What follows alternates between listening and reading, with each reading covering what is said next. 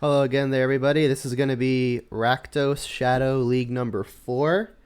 As we're about to see in the current modern metagame snapshot, this deck is increasingly popular. I think it's due to the fact that it's insanely fun to play and it's insanely good. I made a couple of changes in the main deck. I haven't found the 2 copies of Mutagenic Growth to be very good. They've got utility in that it's a free spell to help prowess trigger all of your various 1-drops, and it helps protect versus stuff versus lightning bolts, but I haven't really found that to be a big issue. What I have found to be an issue is opponents producing chump blockers, so I've swapped the 2 Mutagenic Growths for 2 copies of Crash Through. I like the fact that this card draws a card. It's nice to give all your stuff prowess triggers and then replace itself in hopes to start snowballing. Also, things like Shadow and Shadows 5 through 8, Scourge of the Skyclaves, very often get large but get blocked easily, and Crash Through helps them crash through. Still playing 17 lands plus Agadeem's Awakening as the 18th mana source. My spell package consists of 4 Thoughtseizes, 3 Inquisitions. The Inquisitions have been less standard, at least according to what I've seen in other lists that have been doing well. And 4 Lightning Bolts, 4 Lava Darts, the 2 Crash Throughs that I just talked about, and then I'm playing 1 copy of Fatal Push in the main. I don't really plan on having to kill a whole lot of creatures playing this deck because I'd like to just run them over by attacking with bigger ones. But if removal does become a necessity, I've got stuff like extra copies of Fatal Push in the yard, Collective Brutality, Feed the Swarm, pretty nice for growing our shadows, as well as getting rid of problematic permanents that we would otherwise not be able to deal with, stuff like Leyline of Sanctity. And then we've also got our Braid as another flex spot removal spell. Ingress Rampage also does that as well, but Ingress Rampage primarily here for killing really, really troublesome artifacts like Chalice of the Void. A Braid also kills Chalice of the Void, as does Shattering Spree. While Shattering Spree does cost 1, Chalice does not trigger off the replicated copies of it, so it will counter the initial copy, but if you replicate it at least once and target the Chalice, you'll still be able to destroy it. Tormod's Crypt is going to be my flex spot. Graveyard Hate, playing 2 copies of that, and we will be able to recur it with Lurrus because we are actually companioning Lurrus. We don't have a single card in this entire deck that costs more than 2 mana, with the exception of Agadeem's Awakening, which is basically just a land. I have not, in 3 leagues so far, actually cast Agadeem's Awakening. I've usually just played it as the Undercrypt, and paying 3 life has been really great for getting out the shadows quickly. It's basically just a fetch shock in and of itself. So let's take a look at the current modern metagame. We see Uro Piles still at first, but we see this deck, Black-Red Shadow, going all the way up to 2nd place. I would not at all be surprised if these two eventually flip-flopped, but we've still got a pretty decent gap between the two in terms of meta percentage share. Black-Red has supplanted Humans. Humans was recently number 2, and Gruul actually passing Humans as well. Blue-White still in at 5th. Jund, the usual hero, but not today, in at 6th. We've got Mono-White. It looks like Death and Taxes at 7, and then various Titan combo and aggro decks filling in the 8 through 15 slots as they usually do. So with that said, let us just go ahead and get a league going.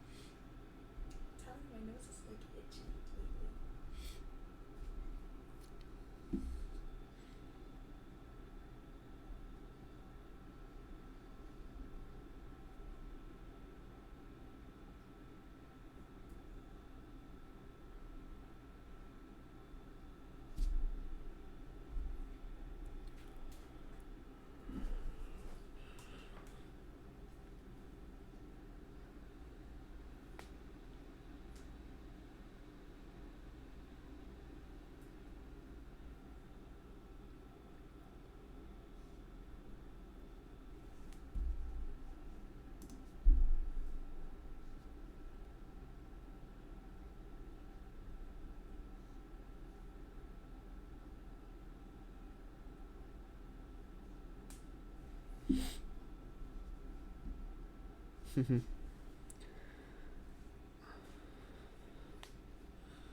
playing Viticola.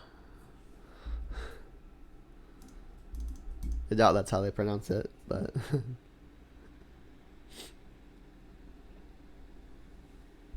reveal the thing. Oof. That's a lot of lands.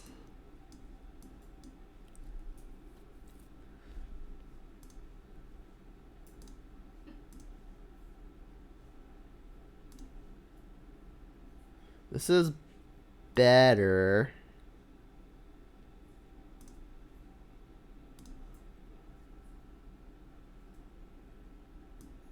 Barely, though. At least this one has a sun-baked canyon. Oh, the stack's kind of hidden. Let's put that there. Barely better, but I mean, like I said, this one's at least got a canyon.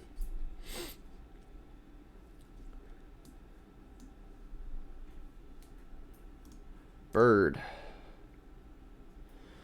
So, the ancient parable. Do you lightning bolt the birds of paradise on turn 1? Out of this particular deck, I'm not even super sure. I'm going to assume the case is still yes. We're missing out on a damage here. But let's get the bird dead. Not entirely certain if that's what I want to be doing with this particular deck, just because I'm trying to be so immensely aggro.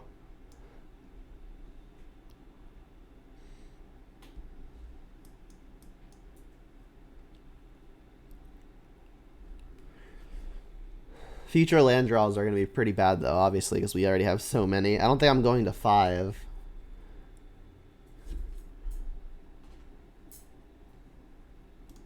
Wall. Are they, they might be, what's the word I'm looking for? Soul Herder.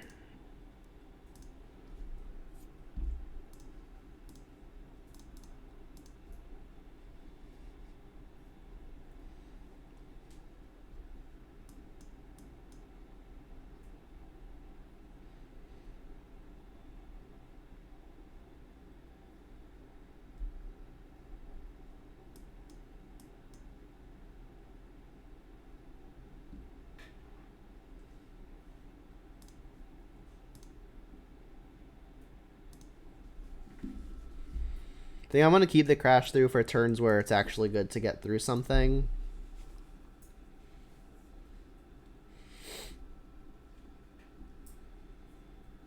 Gonna need to find things like Death Shadow, things like Scourge. You came here for Jund? Well, that's not happening currently, sorry. Hey, there's our one Fatal Push. We could maybe even crash through right now. And then if we draw another spell, we can Fatal Push, and then Monastery Whisperer will actually be able to get damage to the second wall. So, I mean, I don't think I'm going to do any of that unless this crash through hits another spell. Otherwise, I might just keep the Fatal Push for a non-wall creature. But if this hits a spell, then I think I'm going to go for the push. Shadow.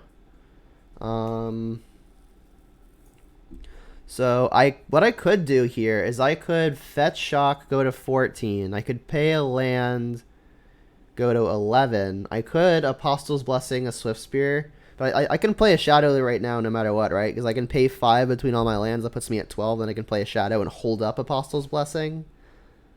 That seems good. I can shock this to maybe make them think something is up on this attack. I'm your favorite? That's sweet. Thanks. Alright, you block me. Yes. And then let's get a Shadow in.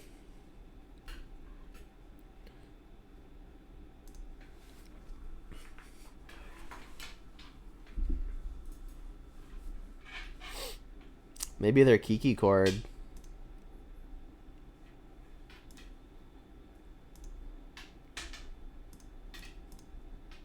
Play a 1/1. Go.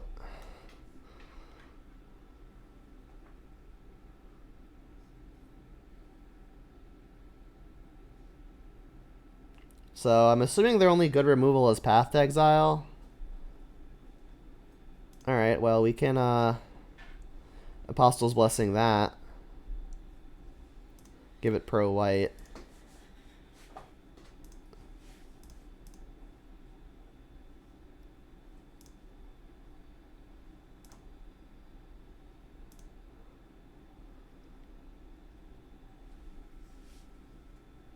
Yeah, 80% of the cards. That's excellent.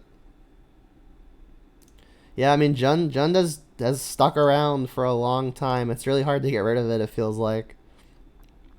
Alright, so this means they can't... Playing this first means they can't just block a Death Shadow with the wall, because I can pay the life to get the Shadow larger. And in a pinch, I can also crack this to enable Revolt on the push. Let's just see how they block. Deck of choice for 2 years. Yeah, I mean, it's fun.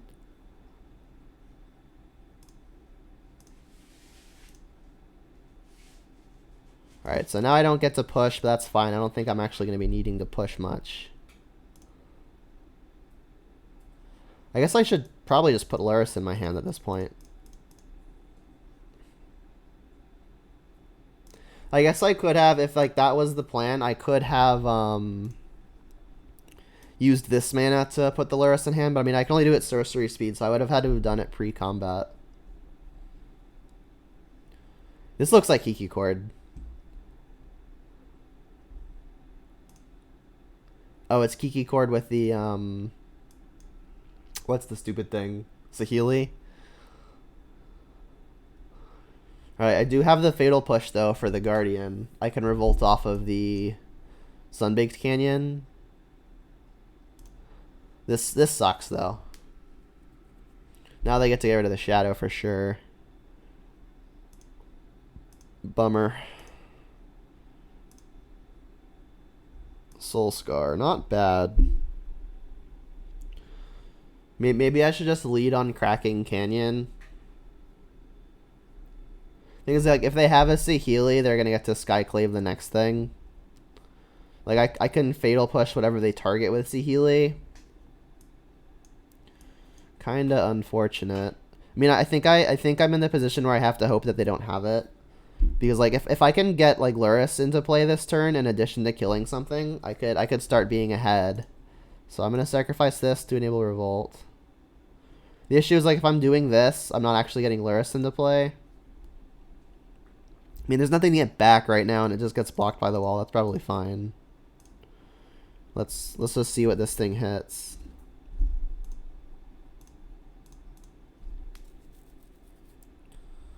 Yikes. Alright, we have Revolt. Let's get this thing out of here.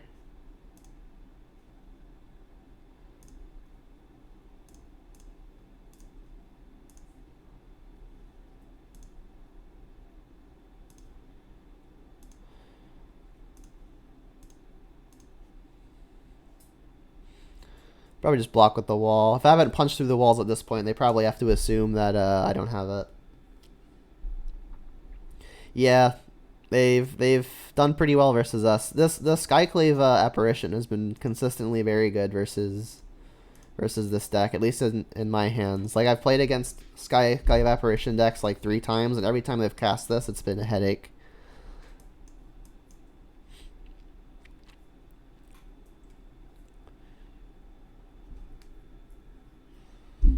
Oh, of course, Omnath. Should have guessed they were playing Omnath. Everyone's playing Omnath these days. Yuck. So they're gonna get to make 5 mana here in addition to gaining 4.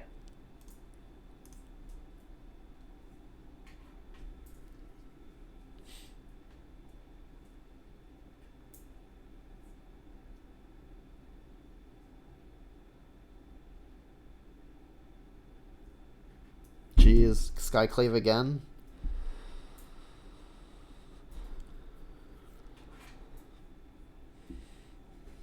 Yeah, I'd probably just Skyclave again. Like, removing a creature is probably better than just a random card off the top. Yeah, they agree. And it sucks that these are exiled because I don't actually get to recast them. There is Agadium's Awakening. Nothing to reanimate, though. Not even a bobble.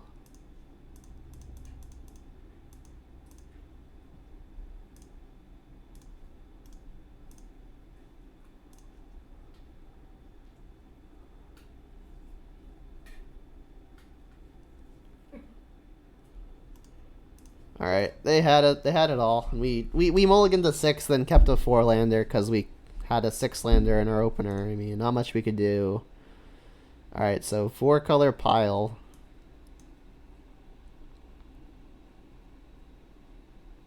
I mean, there's honestly not much. I mean, I could bring in more fatal pushes, but a lot of their stuff already just dies to lava dart and lightning bolt. Kind of just like keeping it close to the same. Like maybe I could Kozilek's Return as a sweeper, but I mean it doesn't kill a lot. It doesn't kill Omnath, doesn't kill the 1/4. Just resubmit.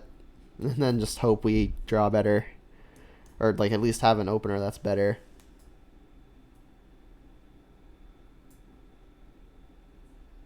Extra push. I mean, like I said though, like I think all of their stuff already dies to my bolts. I mean, I guess it doesn't, like Omnath doesn't die to the bolts. Let's see if we have time to get one in here. Take like a bolt for it. Yeah, you're right. Yeah, like push at least doesn't multi for 1 myself. Did it actually work? It did. Cool. Yeah, let's go first. Reveal the thing. Yeah, it sounds great. We have the 1-drop. We've got a Thoughtseize to leverage it. We've got Bogles for some prowess triggers. Also has some redraws. Not bad.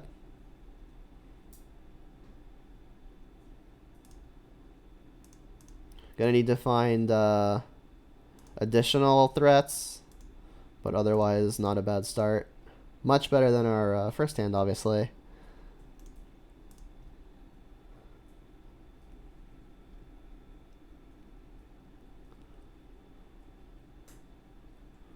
When they play like a bird here, we get to lava dart it. Please no Veil of Summer.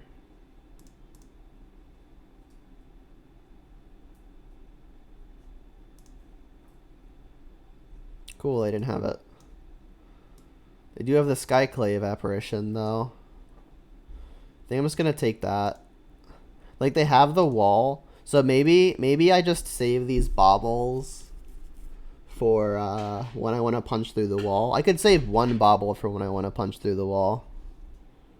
Because I can lava dart. I can lava dart the wall. It'll put a minus counter on it. Yeah, let's play 1 bauble now, and then we can do the scry trick.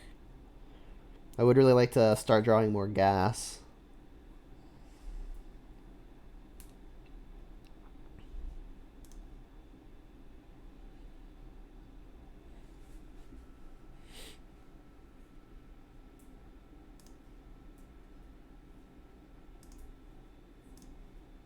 What we got on top? We have a Thoughtseize. I definitely want that.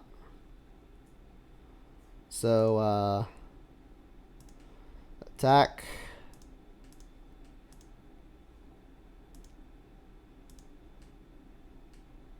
So I go.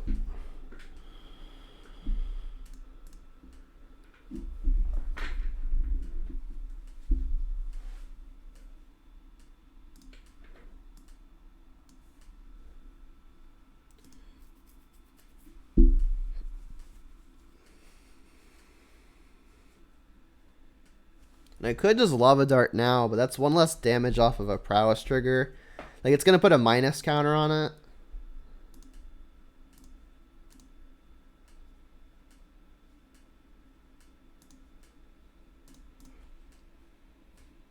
But I don't know that it's worth it. Blood Crypts. Say yes. Draw a card. Battle Rage, not bad. Thoughtseize again.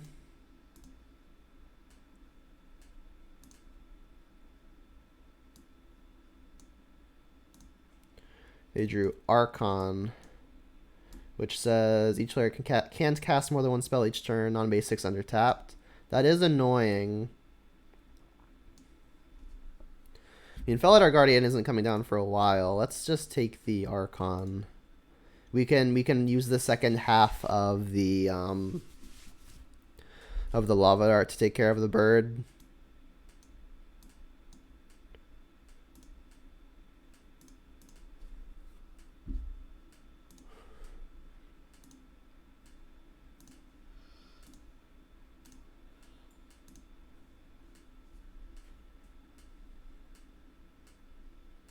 Alright, and then their block, assuming they actually block, means I can Lava Dart them. Get the extra prowess trigger. Now we get to do the scry trick again. Alright, what do we have? We've got a lightning bolt. I want that. Alright, let's untap.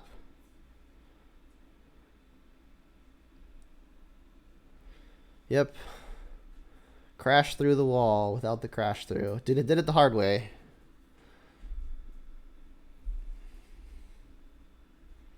Bird is completely fine.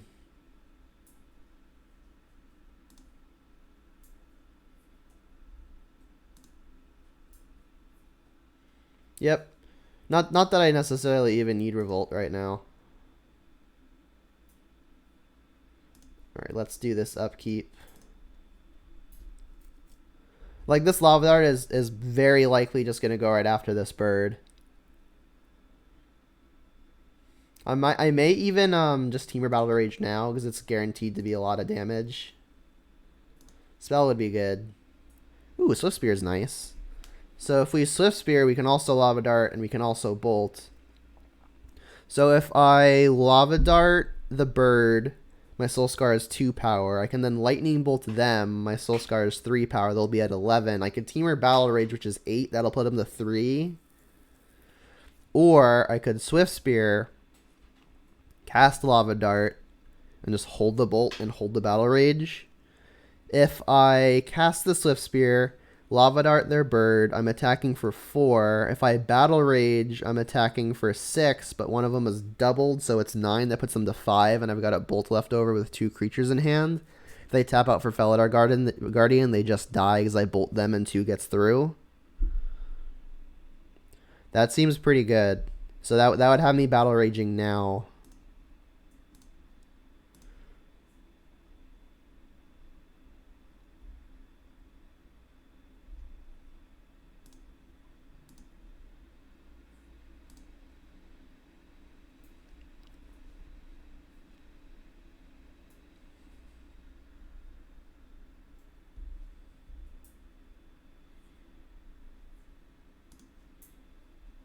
What is this? There's only one card I don't know about.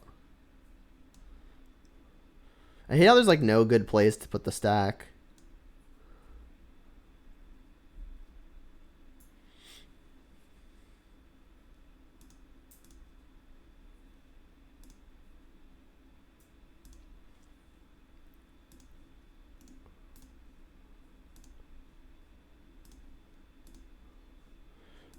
I guess worst case scenario, they've drawn Lightning Bolt or Path.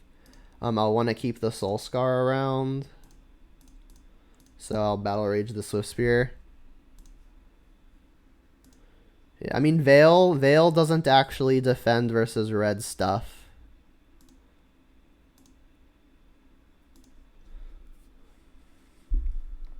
Yeah, like the Veil just would not matter versus red stuff. Tracker. Alright, well that has them dead too.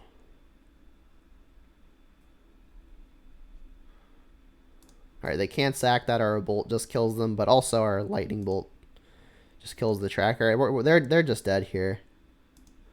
Spell would make it really, really easy, but I mean, it just doesn't matter. Alright, so, I mean, I guess if they've drawn a Path, they could fetch, or I guess they couldn't. Blue or green doesn't do that. We could just kill them this way. But yeah, like there's like pretty much nothing they can do. We know their hand. Like they could force us, but they don't play a lot of blue cards, and we know 2 of the 3. So they're just dead here. All right, so still 4 color, still shenanigans.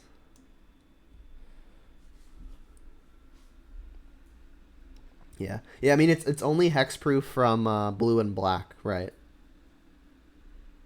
And they don't draw off of it. Yeah, I mean it's not actually hexproof. It's only blue and black. So they'll never actually get to protect from the red stuff. They will get to protect from Fatal Push.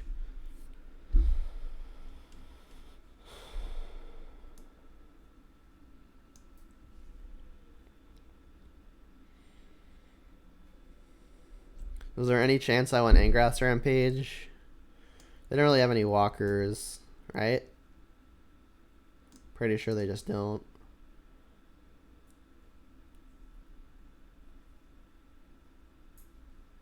Submit.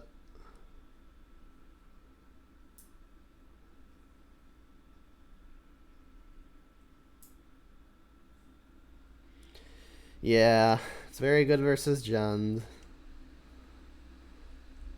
Reveal the thing. Have a good hand, please. Oh, this hand's fine. Agadeem's Awakening is a land. Keep.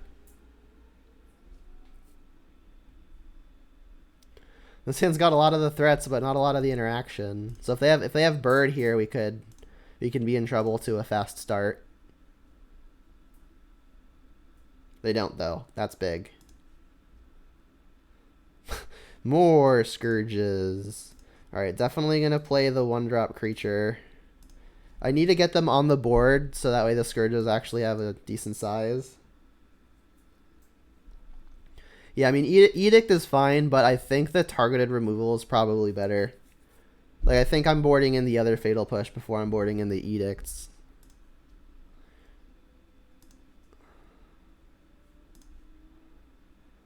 Inquisition's not a bad one. Alright, so let's play this. Pay the life. Yes. So I think I'm just going to attack and then try to resolve a 2/2.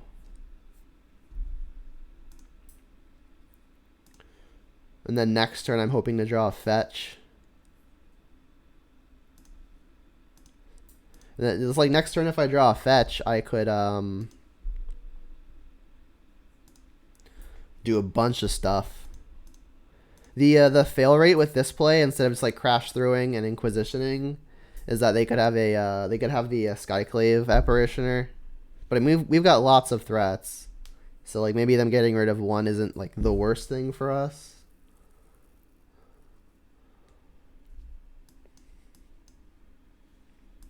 I definitely like pressing the onboard advantage when I can. Especially while they have nothing going, I want to get ahead. Which is, I guess, my main reason for doing this line as opposed to inquisitioning and crash throwing. If I don't hit a land, they have the Skyclave, sure, yeah. If I don't hit a land, there's going to be a concern over, am I trying to get another Scourge down? Or am I trying to spike the land off of a crash through? Fetch land would just make it easy. Come on, fetch. Fetch. Alright, so now I have a few other things to worry about, including Felidar Guardian. So I think I'm going to lead on the crash through and see what I can find.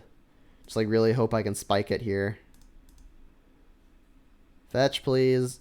Oh, damn. Alright, well I guess I'm going to get the extra damage in if I can. Please see no more Skyclaves or Felidars. Alright, they got the Felidar. They don't have another land. They've got the Sahili though. Jeez, their hand is very good. Well, I guess I'm protecting versus combo. That also just like makes another Skyclave. So now I just drew the other half of the deck. I just drew all the threats and none of the interaction. Alright, have Inquisition, but I mean like none of the removal. A double white card has seen play in Jund? I doubt it's Jund at that point.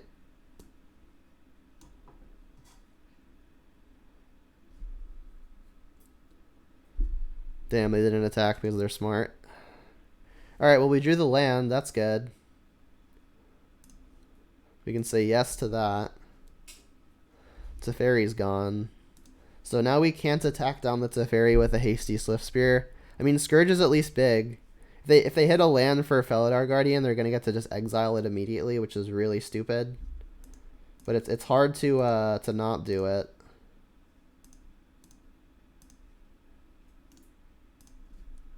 Oh, Scourge of the Skyclaves. When you said Skyclave, I thought you meant Skyclave Apparitioner. But yeah, Scourge of the Skyclaves, yes.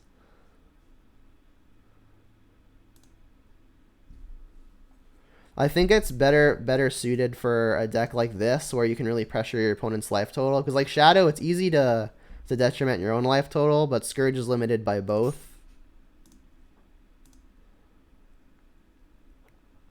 So I really want to draw spot removal now, because if they Felidar Guardian and hit a Scourge, then it's going to suck. So like Bolt or Push would be good. That doesn't do it. Crap. I mean, I guess I'm going to try to swarm the board with more stuff. I mean, I guess at a minimum, I could take the tracker from their hand. So the question now is, like, am I going to go Swift Spear Scourge, or am I going to go Scourge Inquisition? I think I'm going to go Scourge Inquisition. Because, like, this small stuff gets blocked by wall anyway.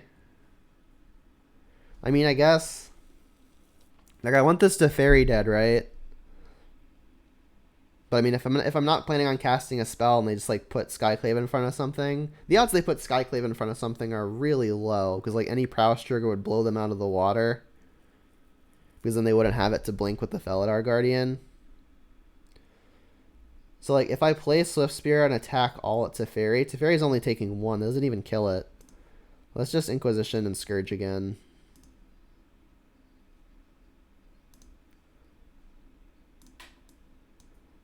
Now they have Veil. But now Veil doesn't matter as much.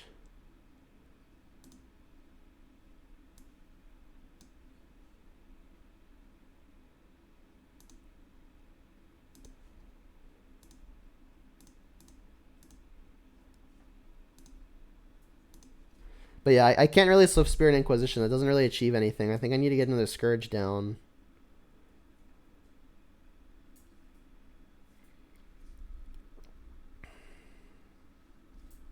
Letting the Teferi die would be surprising. Alright, well, this block means that they don't necessarily have a another Skyclave this turn. Like if they don't have a bird in place, so now they need to respike the land, which is not super unlikely. I've got the threats, I just need to defend versus combo.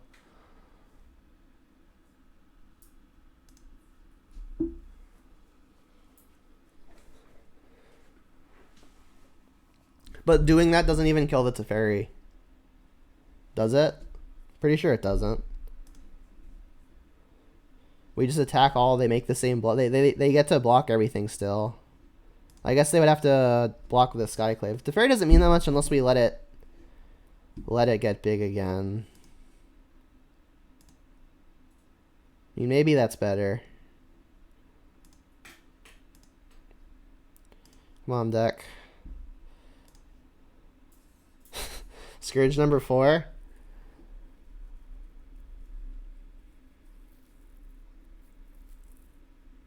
I mean, I guess I'm going to Swift Spear now. They still have a hard time blocking with their Skyclave.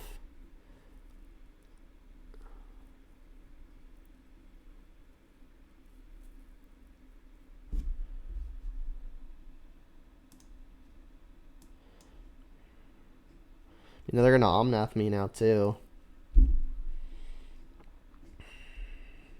So if I go everyone at Teferi, what happens? I mean, I'm definitely playing Swift Spear. So now if everyone goes to Teferi, it should work well for me.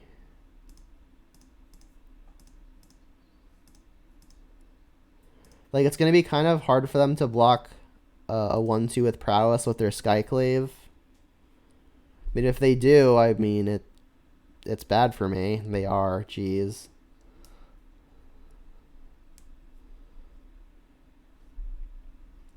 Alright, we break down the wall at a minimum.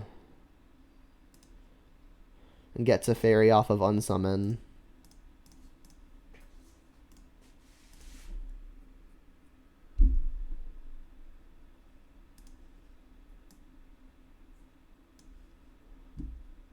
Oath. Alright, I guess this digs for a land, and then they're going to try to Omnath off of that land. My draws have been so strange. Like the first game was obviously pretty flooded. Game 2 went pretty much to plan. But then this game, we've just had all the threats and none of the adequate interaction. It's just been awkward.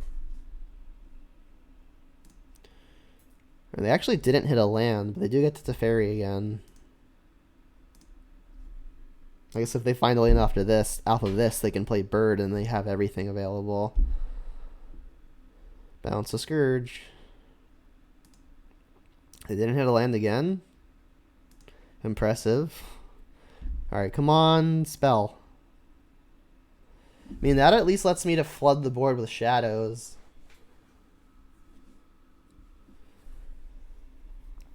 They know I don't have a spell. Because I didn't play one into their block on the Soulscar last turn. Does this Teferi even matter anymore? I think I'm just going to ignore it.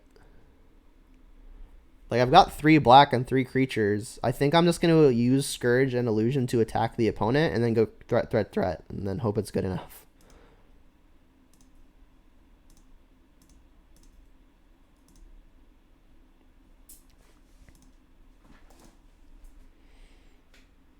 I mean, we're doing okay at this point.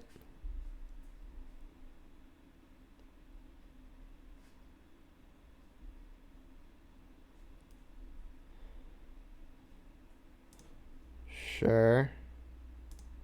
I mean, we do need to dodge the opponent just drawing a Sahili. Sahili does just kill us, huh? Blood Crypt. Yes, alright, I'm finally at 12, which means I can start playing shadows.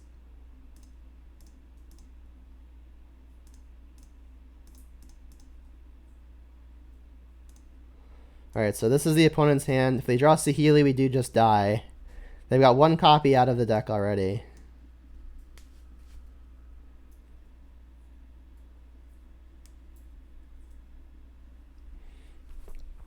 I mean, their Felidar Guardian is in chump block mode. Here comes Omnath. Yep. Locus of Creation. Plus, yep. I mean, even a fetch land would be a good draw here because that gets the shadows big. There's very little that's bad here. Like 1 mana, like another Swift Spear or a Soul Scar is like our worst case. All right, well we drew a fetch. So what happens if we attack all at them? They can block the 2 biggest things. Take 4, 5, plus 8. Wait, they're dead. That's exactly 13. Right?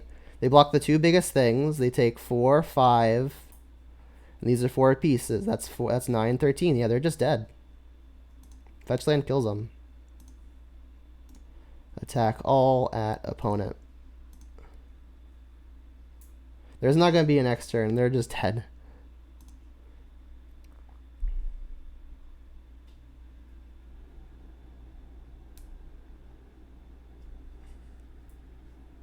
Sweet. Yeah, they saw it. They're all right. Despite the awkward draw, I mean, they were missing lands and they couldn't double spell for the longest time.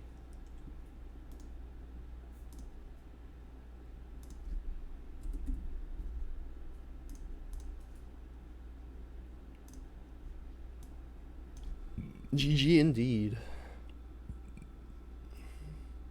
Oh, you said it at end step. I didn't think I was winning that game. Like, you asked me on turn 3 after I missed that land drop if I thought I was going to win. No. I mean, it involved lots of weird stuff happening. He won the die roll. Sick. Reveal the thing. This hand's more like it.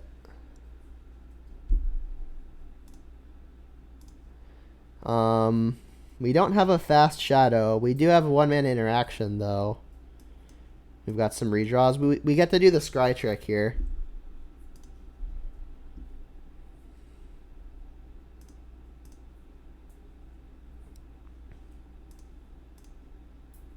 What we got? We have another Scourge on top. Scourge is not looking great right now, just because we don't actually have a way to pressure the opponent. So I think I'll shuffle that. Yeah, I just drew all the Scourges. That's actually not the first time that's even happened to me.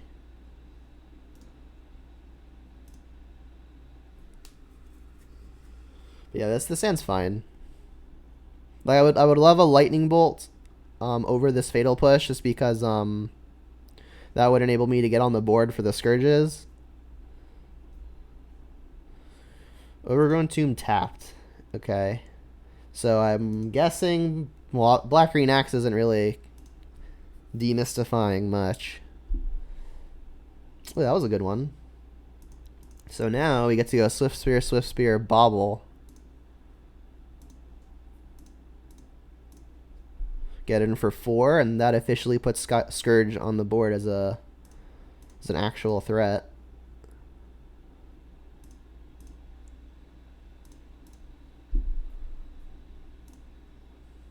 I'm going to want to sack the Bobble at the opponent's upkeep, so if they play like an Inquisition or a Thoughtseize, they won't have access to the card that I'm drawing at my upkeep.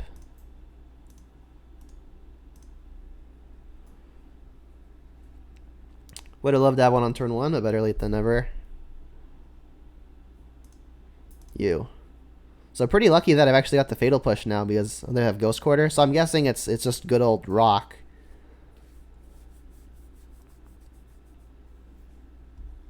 I mean, Scourge is a 4/4.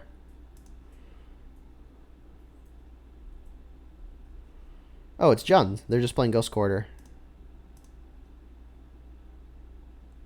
Thoughtseize is a good one. And Inquisition is also fine. So if I Thoughtseize here, and their hand isn't super dense with threats, I can actually cast a Death Shadow as well. Is there a benefit to just playing my 2 instants and sorceries, though? I mean, it does push damage. I mean, pushing damage with the Swift Spears would incentivize them to use the removal on these instead of my larger stuff. So I think I will just lead on the Thoughtseize and see what's up.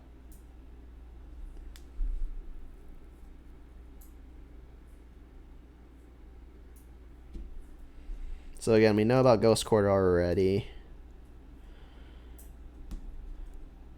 Alright. They've got Assassin's Trophy and the Liliana of the Veil. I think I'm just going to take the Assassin's Trophy here, and then I will Inquisition and take the Liliana.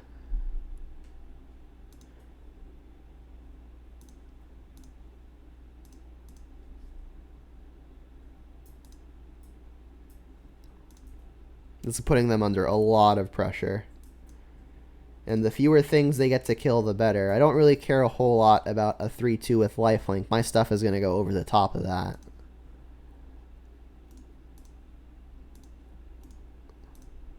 Also, like the first moment we draw another fetch land or a way to enable Revolt, we can just push it off a cliff.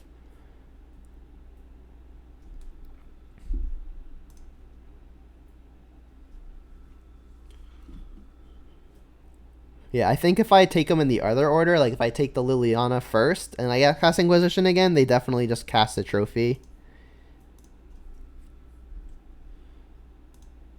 So the nuts draw here would be any way to enable Revolt. Fetchland would be the best way. Right, that doesn't do it. I can cast Shadow as a 1/1, but why do that when I can cast a Scourge as an 8/8? So I could just attack, and if they block, I can Fatal Push their Luris, and just like the prowess trigger alone will be enough to kill their thing. And then like I know like the fatal push won't actually kill it, but then they'll trade in combat. They will have taken 2, gained 3 up to 11, and then I have another threat to play afterwards anyway. So I think I get a free 2 damage in if I attack before playing Scourge. But then like if they block, that's also fine with me. Like they might just block because their life total is going to be low soon. Okay, yeah, that's fine. So I will cast this, targeting Luris. Again, I'm aware that there is no revolt. I just want this thing to trade in combat.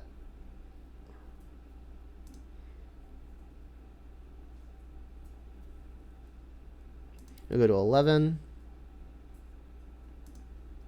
Then I'll play another threat. Like I 2-for-1 myself here, but they're still immensely on the back foot. And as far as I know, their hand is pretty terrible. Like we have a lot of threats that they're going to need to deal with.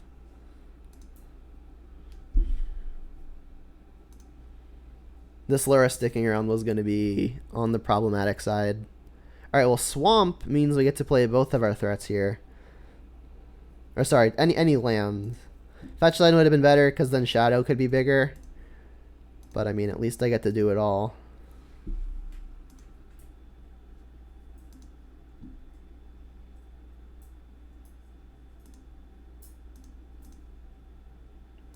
I will cast an 8/8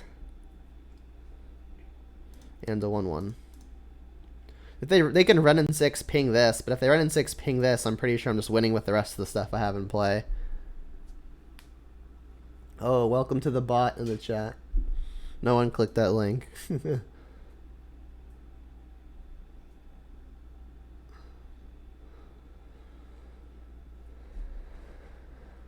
So I got a 5-card hand, and we know at least 2 of them are lands. Goyf, yeah. Smaller than Scourge. Swamp, that's one of their new ones. So their hand is land, something. Bobble. Alright, well, I mean, that does some amount of prowess triggering. I suppose I should just cast it, and then I'm going to put Luris in my hand. Should I just jam all and let them block and kill something? Probably. I mean, if their last card is like a fatal push for the Scourge, they get to block the Shadow, and then it's a Goyf versus 2 things with prowess. They will have taken 4 from the attack, putting them to 5. So I mean, if their last card is an instant speed way to kill the Scourge, it is bad for me. So maybe on account of that, I just don't do anything. I just play the Bobble. Because I guess I don't even play the Bobble because it's worth prowess triggers next turn. So let me redo the logic in my hand real fast. Redo the logic in my head right now. So let's say I attack all. Let's say they have their last card as a removal spell for the Scourge. They can then put the Tarmogoyf in front of the Shadow and take 2 or 4. But even if they take 4 and I cast this main phase and they have like anything to follow up, that's potentially a way that I lose. Whereas I think if I wait and just cast Luris and Bobble twice next turn, I'm in a good spot. So what I can do is I can just attack with the Scourge, because if they don't have removal, then this attack doesn't actually change.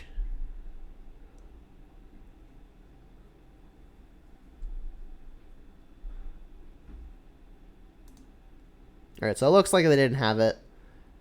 But I mean, I like this play. It's on the safe side. I could definitely see a route where I lose if their last card is the removal that I was talking about. But this seems much harder for me to lose. It's like a board of 4 things versus actual nothing when half of their hand is lands. Yeah. Alright, so Jund. Let's bring in the Fatal Pushes. Tarmogoyfs are pretty large versus us. Ingas Rampage can deal with all the Planeswalkers. Liliana particularly problematic. I mean, it's 2-for-1ing myself, but at least it's an out to it. We saw that they were playing Luris. GG indeed. We saw that they were playing Luris, so maybe that's a reason to bring in the Tormod's Crypts. They do seem kind of bad, though. They never really shrink Goyf a whole lot. Let's cut 1 Lava Dart. Let's cut Battle Rages. And we can cut one more. I definitely like the Apostle's Blessing. One more cut. Don't think I'm gonna cut Burn. I think I like cutting a Swift Spear. I like the Soul Scars more than Swift Spear just because our Burn then puts minus counters on things that are otherwise hard to deal with, like Tarmogoyf. I could bring in Feed the Swarm just as another answer for Tarmogoyf. It's just a good generic removal spell. What would I bring it in over, though? Like, I definitely see a solid argument for just bringing in another answer to Tarmogoyf. Baubles are pretty important to loop with the Lurises of our own. You know what? Inquisitions and Thoughtseizes tend to be pretty bad in an attrition war. Let's cut an Inquisition. I like Thoughtseize more than Inquisition in this deck specifically because we're trying to power out Shadows. Also, this matchup, Thoughtseize can take Bloodbraid Elf, whereas Inquisition obviously cannot. I think I like this. Maybe just like one Feed the Swarm. I mean, we have lots of answers to stuff now. Between one Feed, 3 Fatal Pushes, and all the Burn. Seems fine. You want me to take out the Reanimate land? This is just a land in our deck. This is land number 18. It almost never ever gets actually cast. I don't think I can cut a land versus I don't think I can cut a land in a 18 land deck. Even if it is an attrition war that's likely to go long.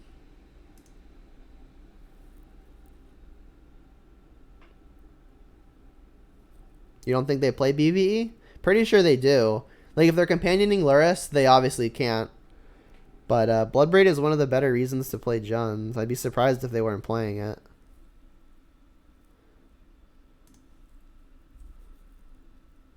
Feed the Swarm, not bad. Could just cycle the Crash through. I think I will. Start trying to find threats. And or more Inquisitions and Thoughtseizes. There's a threat. You ever cascaded into a Luris? It's a good feeling.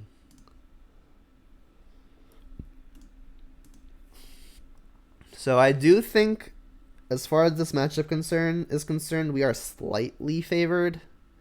Like 55%-ish. When I talk about percentages, I'm usually like doing intervals of 5. This is Goyf. They don't know about Feed the Swarm. Haha, we get to kill that thing. And I think I will just Feed the Swarm now. If I play Soulscar, it really sucks if they have Liliana.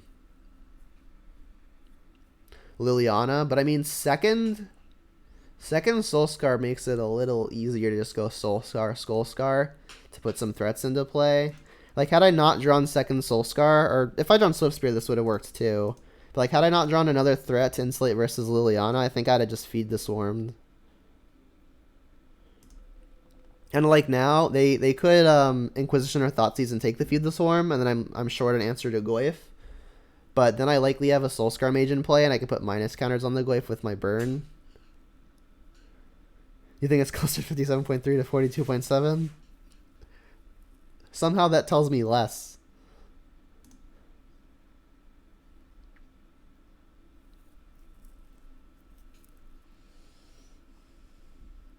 Yeah, cascading into Liliana is pretty sick.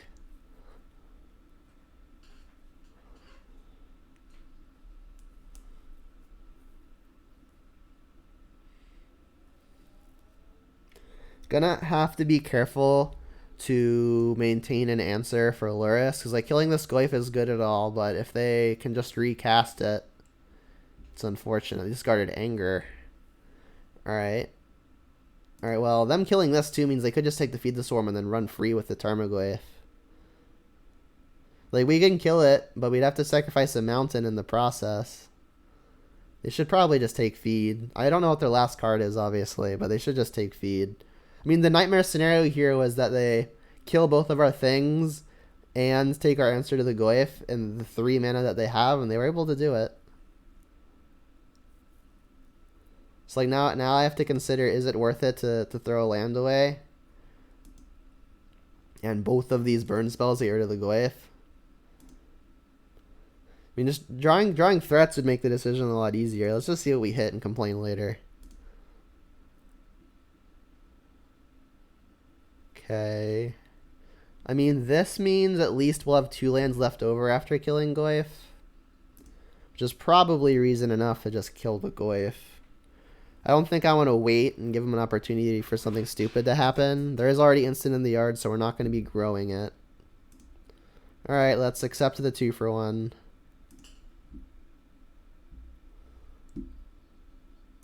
Lava Dart.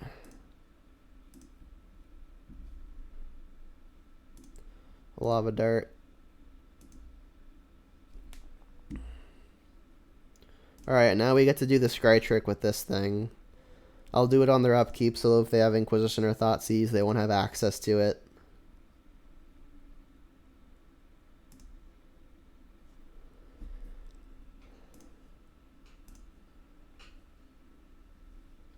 We've got a Swift Spear on top. Alright, well we can see what they do before I decide whether or not that's good. Ren and 6.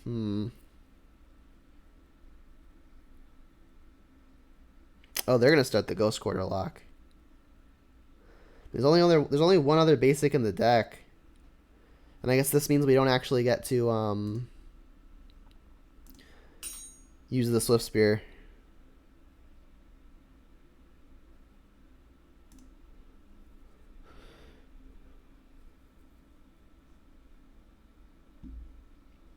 Yep.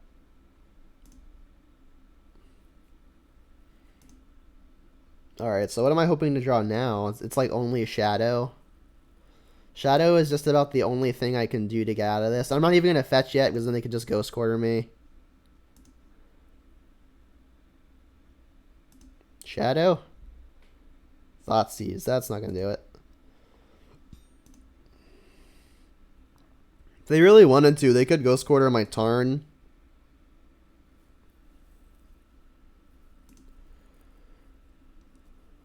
And then, like, the following turn, they can actually Ghost Quarter whatever I get with it.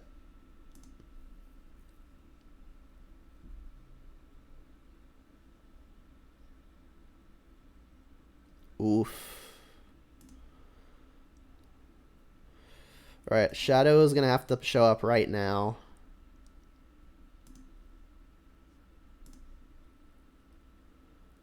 That's not it. Alright, so now they just Ghost Quarter the land. I mean, if they hit me, I can still get a Shadow down. I'm not just dead, but it's going to be very difficult. Shadow's going to have to show up in the next 2 turns. Or else I do just die to the Ghost Quarter Lock.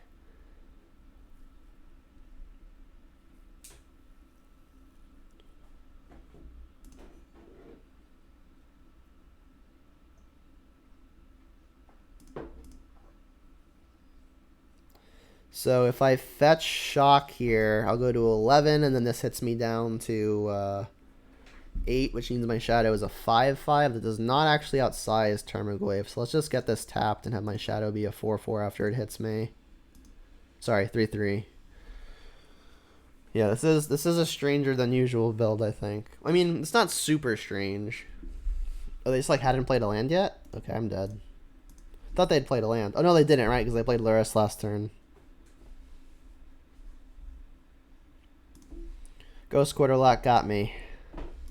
I mean, I think the pivotal turn there was really when they were able to take my Feed the Swarm out of my hand and kill both of my Soul Scars in the same turn, all with 3 mana. That's what really did it, I think.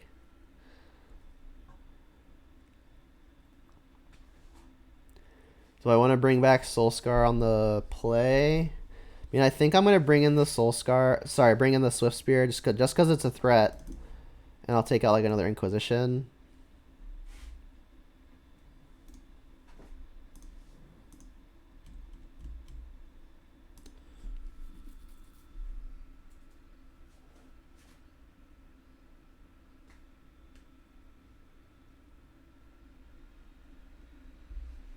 Let's go first. Reveal the thing. Keeper. We don't have a way to get on the board in terms of making Scourge actual threats. But I mean, we're just going to hope that the opponent has a fetch in their hand.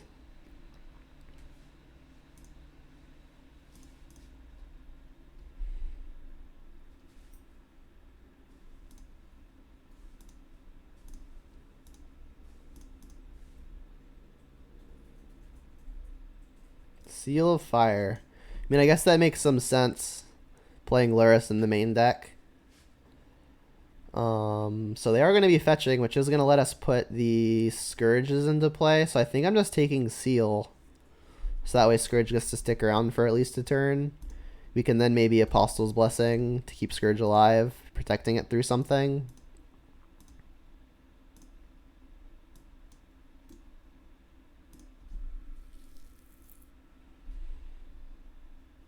We can't actually play Scourge unless they fetch, though.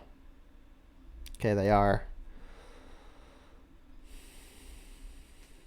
They drew the hand disruption. Rough. Oh, they just drew another Seal. That's actually fine, though. Because now that they fetch Shocked, our Scourges are out of range of the Seals.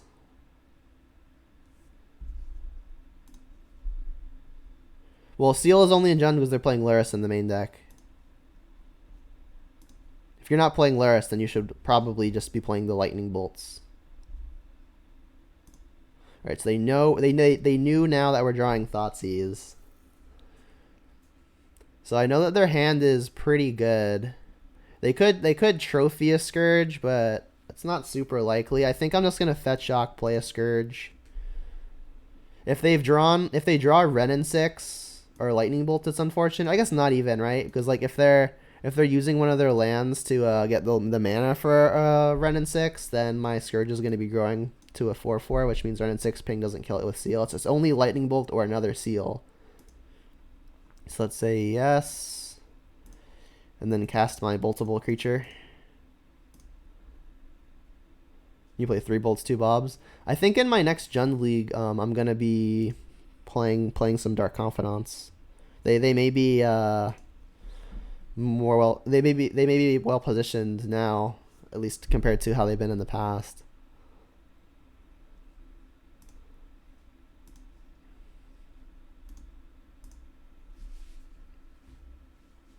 So I would love it if this Scourge didn't die right here.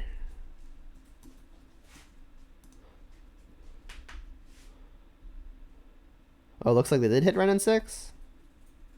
Oh, they're just trophying now, sure. I should probably just get Mountain, right? Because like if they Ghost Quarter me on future turns, I'm going to want the Swamp to get as the last thing to get. I guess that's not necessarily true. I'll get the Swamp. So Trophy is down. So now I get to... Ooh, that was good. I was gonna say I should probably Thoughtseize, and then I can play Scourge and hold up Blessing, but now I could Thoughtseize, hold up Death Shadow, play Death Shadow and hold up Blessing. Alright, so Thoughtseize first. See what's up. At a minimum, I'm taking Kolagon's command. Holy moly. Liliana would have been such a blowout. Let's take that. Play a Sunbaked Canyon. So if I just play a Shadow here, the opponent can Kolagon's command and Seal of Fire to kill the Shadow, but I think I just prefer the Shadow not die. I can go Scourge and Death Shadow. Scourge will be 4/4. Shadow will be also 4/4. They can't kill the Scourge with the combo. I think I'm just going to play the Scourge. You know, it's probably just better to Shadow, right? I mean, Shadow's going to be a 4/4. I mean, I can just tap the Sunbaked Canyon. I'm going to play Scourge here. Black. And do it like this. Have a 4/4. Yeah, this seems better. Just not playing the Shadow. It really sucks if they draw another Liliana, but as long as they don't hit exactly Liliana, I like this play a lot.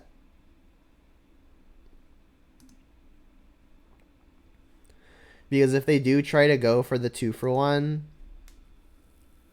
I can protect it. I mean, they to get the mana for the Kolaghan's Command, they may need to fetch shock anyway, which would put the Scourge out of range. Targeting themselves, doing the Scry trick, I presume. I think we're ahead. These creatures are going to hit hard.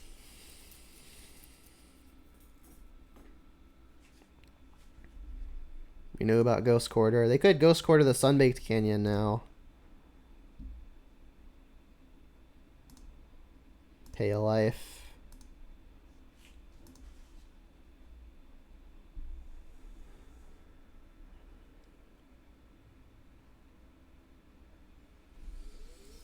When we know their hand. Alright, you get to draw a card, sure.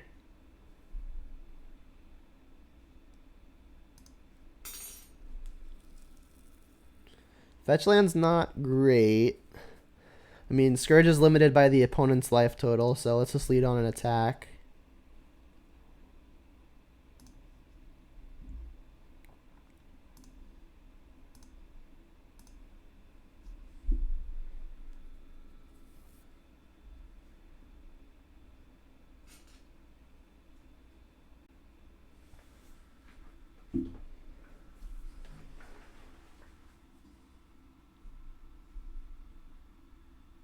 It's going to be close, but I think we're coming up ahead.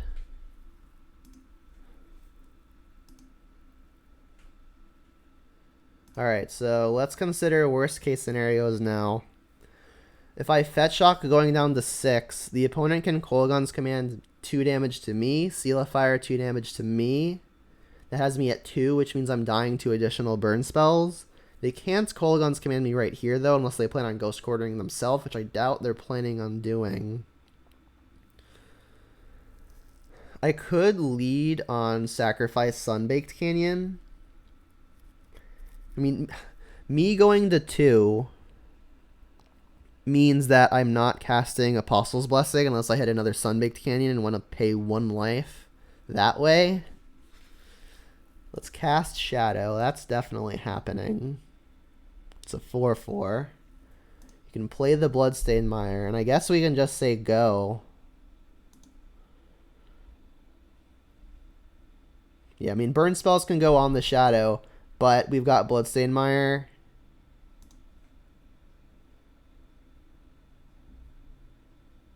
I may not be able to fetch a basic starting soon because they could be Ghost Quartering, but they're kind of behind. So they may just not have time to Ghost Quarter. They drew a Liliana. Rough.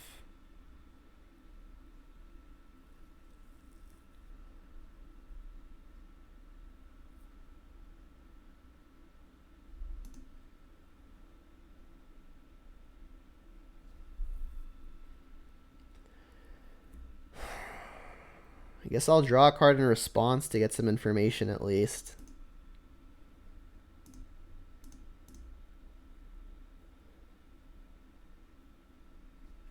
Yeah, I know I can't bless them. I mean, I guess I'll keep the Scourge. The issue with keeping Scourge is that if they draw Maelstrom Pulse, they can 2-for-1 me. I mean, if I'm fetch shocking with this Death Shadow is going to be able to attack for 7, which isn't a whole lot different from 9, other than the fact that if I draw a burn spell this turn, I get to just kill him. It is kind of rough. I think I'm going to try to hit him for 9.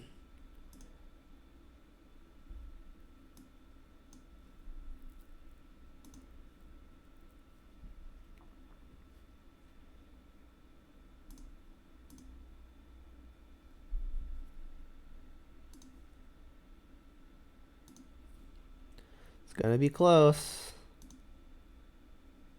Burn spell makes it easy. That's not a burn spell.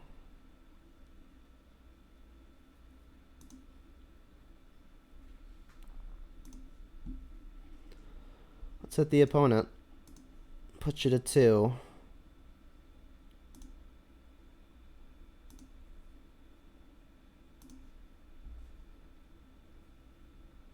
And then definitely going to keep the land in hand for when Liliana pluses. Alright, and then I guess if they do have the pulse, I've got the blessing. We know they've got Kolagon's command. But I mean, if they plus and use Kolagon's command, I'm pretty sure that means we're winning. Yeah, I mean, if they pulse, we've got the blessing. Yeah. Cool. Wow, that was close. I'm definitely going to rewatch that match myself, just so I can rethink things more intently. But I think I did that close to what was supposed to happen.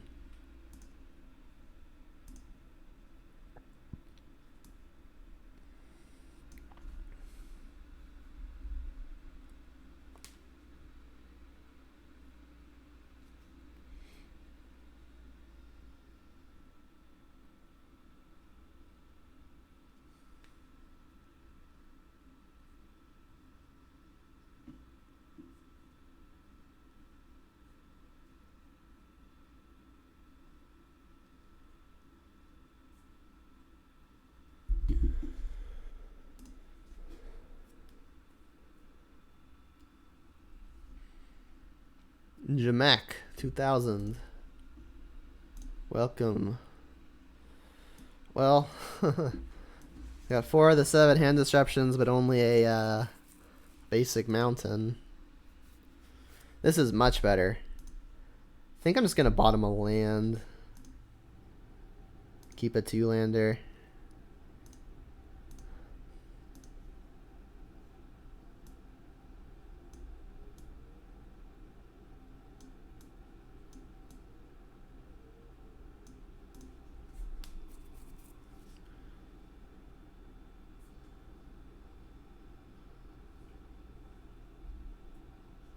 Wow, the opponent mulliganed to 4. I guess that means they're Tron or Dredge.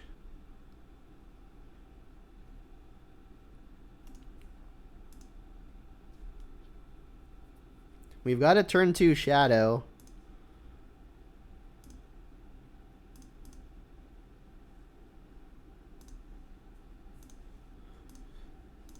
Let's see if they've got the next Tron land. Probably do, right? Yeah, they do. They had a Kozilek. Jeez. Shuffle it in. A lot of people have been playing these ridiculous Titans now because mill is a thing, and you just want a free shuffle effect.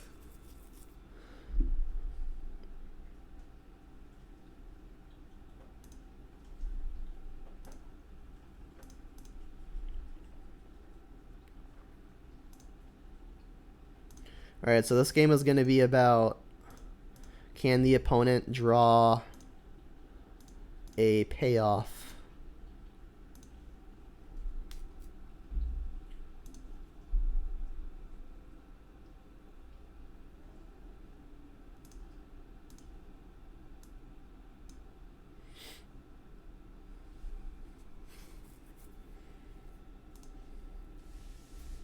They can float around just hitting lands, and we've got a shot, but they could obviously just Karn us and we'd be dead immediately. Looks like we're getting blistered. Oh, it's Ugin the Ineffable Joy. I think we're dead to that too. I mean, if they minus targeting the Shadow, you do get to kill it.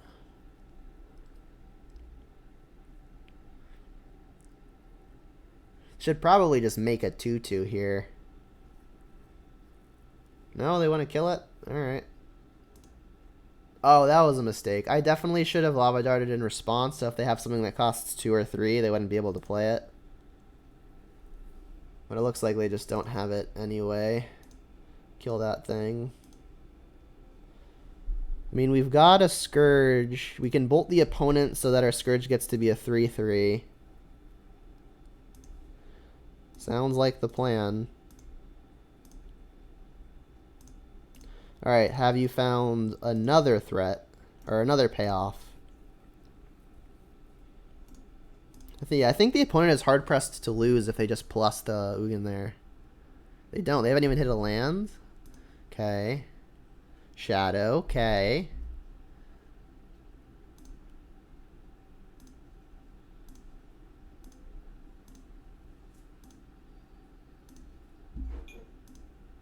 Play it 1/1. Play it 1/2.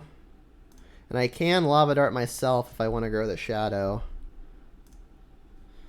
And trigger Prowess.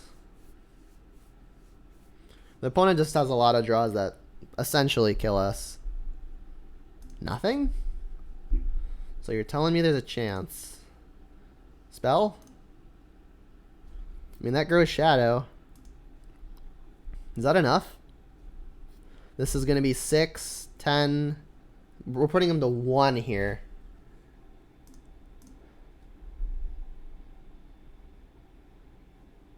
Get this Blood Crypt. Say yes, let's pay the life. We will pay red. Actually, let's pay a black. Sacrifice targeting you. Sacrifice a mountain. That one.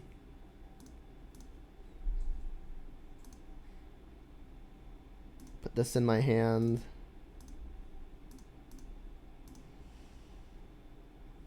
Oh, they are just dead, huh? Because the Scourge was limited by the opponent's life total, and Lava Darting them meant we're doing an extra damage. So this is exactly lethal. Cool. All right, well we beat the turn 3 Tron. All right, cool. All right, so we get to Abrade as a way to kill artifacts. Angos Rampage kills artifacts and planeswalkers if that comes up. Shattering Spree gonna get to kill artifacts. Fatal Push not gonna be super relevant here. Let's take out 1 Lava Dart.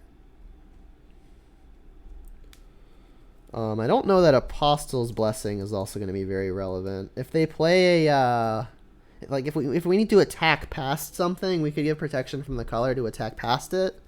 But in terms of removal, it's probably just Dismember.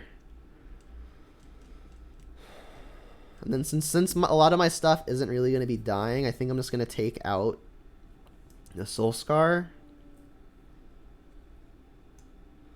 I think Swift Spear might actually be better here because we get the 1 damage on turn 1. There's not really a whole lot of creatures we care about putting minus counters on, so I might just value getting the 1 damage.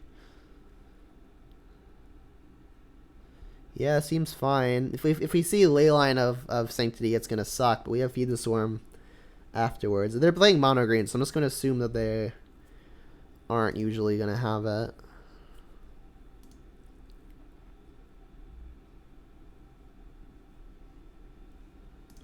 Reveal the thing. I cannot keep this. I cannot keep this. Jesus. Don't think I can keep this either. I guess. Bottom. Might need a Battle Rage to win a race. Bottom. I guess I'm gonna go I try to shadow as quickly as possible. I mean, I can turn 1 bolt the opponent, turn 2 Scourge. That's at least something I can get into play quickly. Yeah, I guess let's do that. Just didn't see a nearly keepable hand.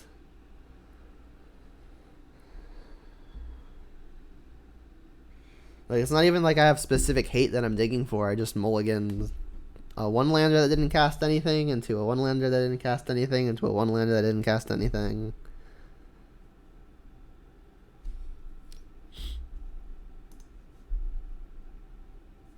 Bobble not the worst. I can do the scry trick. Determine when I want to bolt them. I've got a Death Shadow on top. I don't think I want that. I need to find a better means of interacting, I think.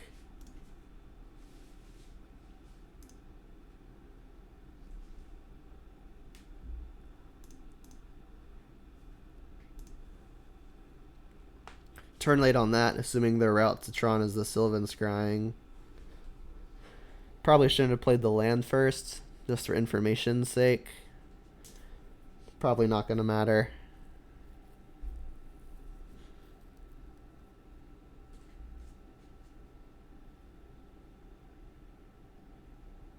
Ballista. That's not so bad. Should still probably just bolt the opponent so I can get the Scourge down at all. Like, I could kill the Ballista, but that doesn't seem like it's super relevant compared to getting a threat into play. Do I want to do that and Inquisition instead of Scourge? I mean, it's possible I do. Scourge will be able to enter as a bigger threat. It's kind of rough, because like Inquisition's only going to be good for so much longer. I think I still want a Scourge here. Like, if they want to, like, Nature's Claim their own Ballista to gain 4 and make my Scourge die, that's unfortunate, but it's going to happen. Play a 3-3, say go. And then I guess hope they don't have Natural Tron. I mean, they kept the 7, so, I mean, I'm going to assume they do. Or they were close to it and their hand was nutty otherwise. They didn't have it. Okay. Stone. Yep. Alright, so they're going to need to spike the Tron land for that to even do anything. Ooh, Thoughtseize was good. Alright, so Swift Spear. Thoughtseize. Yield to that.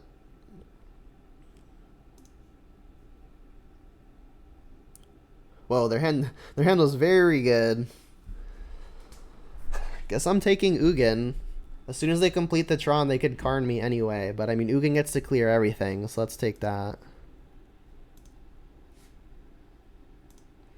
Now we get to hit with both. So, yeah, I need to avoid the opponent just spiking the land naturally. And I also need to dodge them hitting Expedition Map.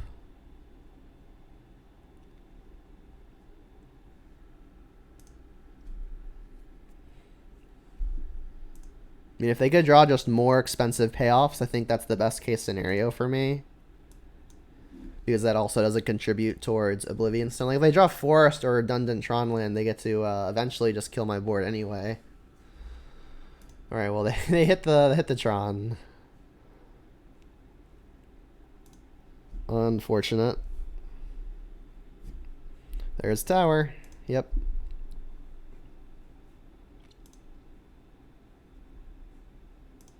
Battle Rage.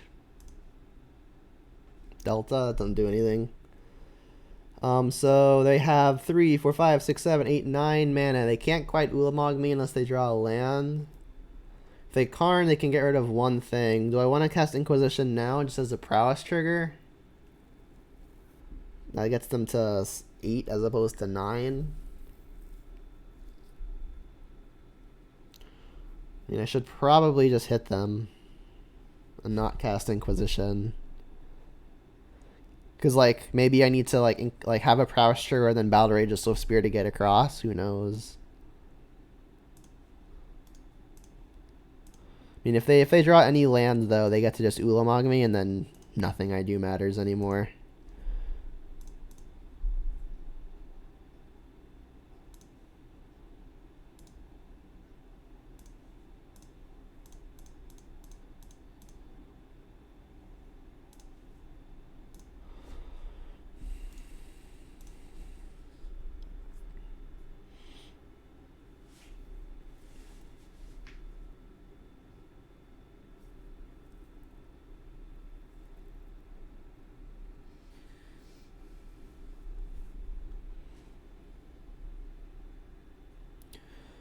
Ulamog time.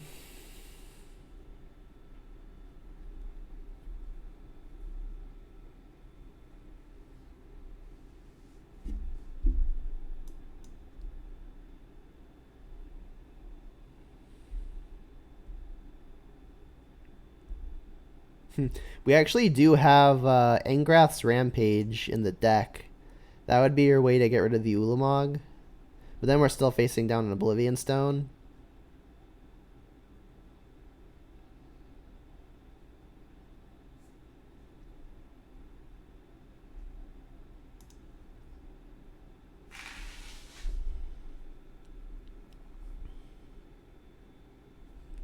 So their thing is indestructible.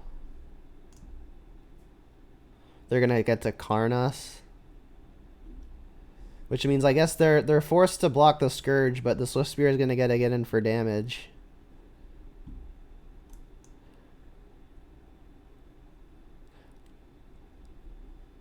I mean, this costs 5 to pop, right? So they've got like all of the mana. They've got 8, 11 mana. They can pop this, have 6 left over. So I guess another land means to get to Karnas as well.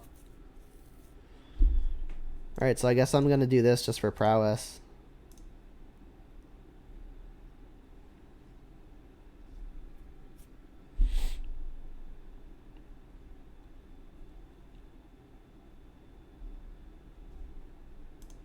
Look at your 2 Karns again.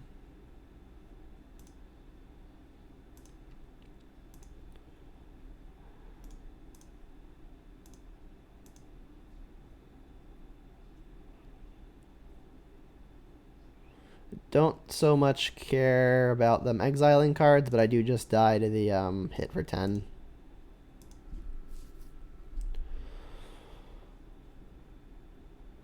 Tron. Alright, we get to be on the play this time.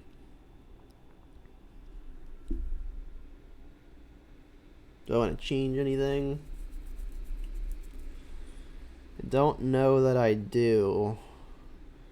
Like, it might be important to play Soulscar Mage now that I'm on the play, just because it's another thing to get into play on turn 1. What would I take out? Maybe it's just Crash Through. I mean, I like how Crash Through triggers prowess and stuff, but the trample really doesn't matter.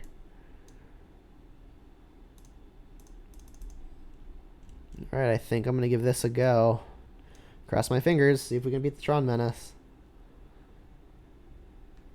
See if we can find a keepable hand before going down to 4. More like it. Let's go first, reveal the thing. Keeper, please. Yeah, I mean, we can fetch Shock, bolt the opponent, play a Scourge, have another Scourge. I mean, I think it's too good to ship.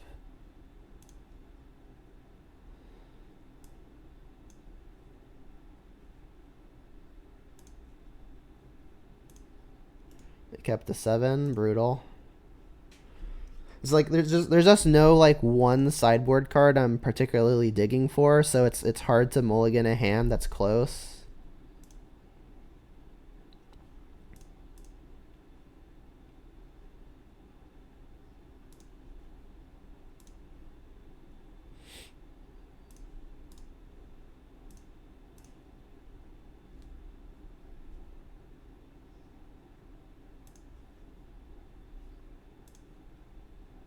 Ooh, Thoughtseize is really good. It's actually excellent, because now we get to cast a Scourge. And on the next turn, we can Scourge and Thoughtseize. So that was nice, admittedly. That was lucky.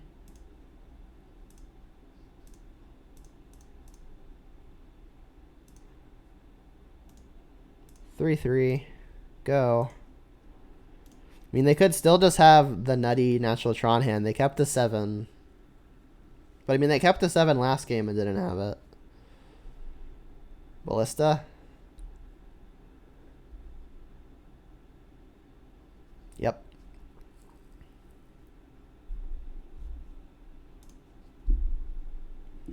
Ooh, Rampage is nice, but let's definitely lead on Thoughtseize and see what's up.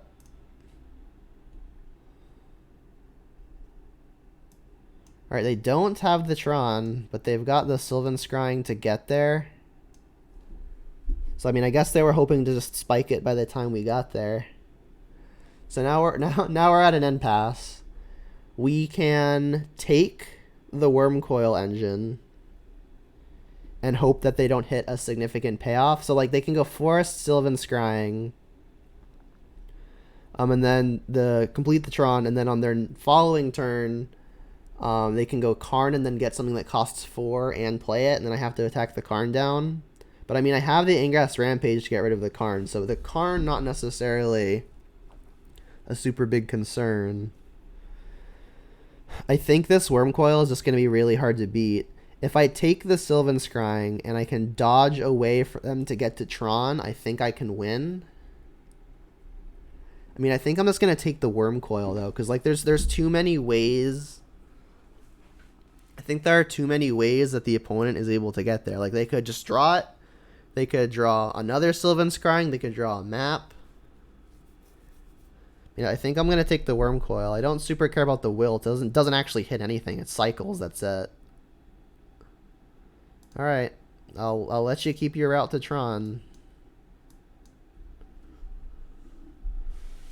I think I actually do want to pay the life to play the other Scourge, so I'll play that. Attack for 3. That's a really interesting spot. I'd be interested to hear what you guys think in the comments, but I really don't know what's correct there. I think I'd have to run a bunch of scenarios. Like, Worm Coil is like the hardest thing for this deck to beat. Like, as soon as you kill the first half of it, you gotta get through the other smaller tokens, and one of the tokens is gonna kill a threat no matter what.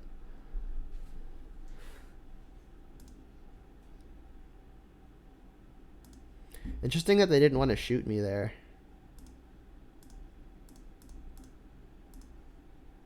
Alright, so the nightmare scenario is they just spike the Tron pretty much immediately.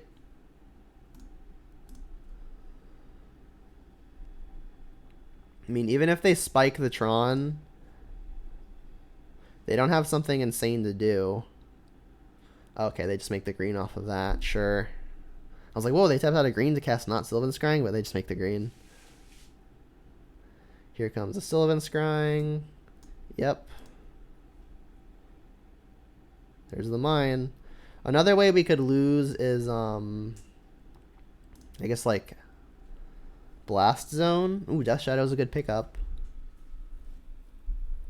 So if they Karn and get the bridge as an attempt to make it so I can't attack, we've got the Rampage to kill it. Let's play a 2/2. Attack for 6, which will grow both Scourges.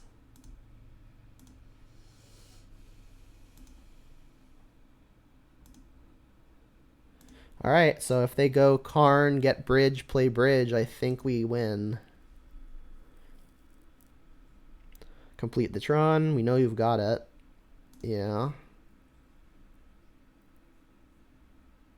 They drew Oblivion Stone?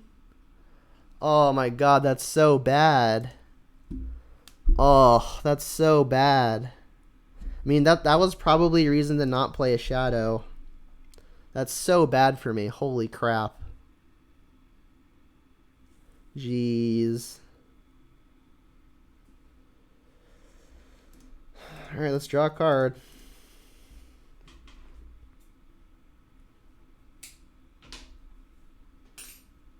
They're just going to pop it now. Holy moly. Yep. Didn't think about that. Completely honest. Need another Shadow or Scourge. Land ain't it.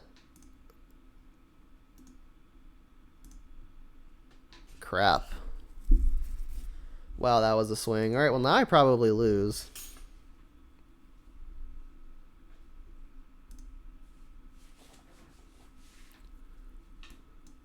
I mean, yeah, I could have just not played the Shadow.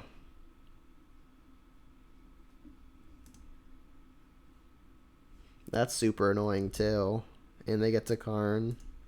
Alright, yeah, I'm just very dead. They've drawn well on top of me just like playing into a no stone. There were, I mean, I knew their hand of out of 5 cards, I knew 3 of them. Gonna have to get lucky now. Alright, well that's step 1. Target player sacrifices a Planeswalker. You.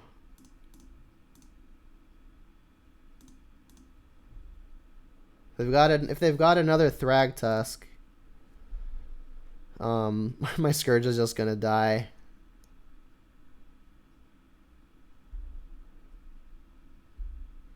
They just have so much now that makes this game not even particularly close.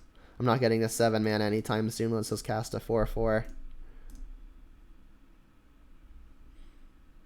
So best draw now might just be like a lightning bolt, because it can go to the opponent's face and make my thing a 7/7 and punch through a Thragtusk. Wow, that's a good hit. And like any payoff is going to be really difficult to beat, including Karn.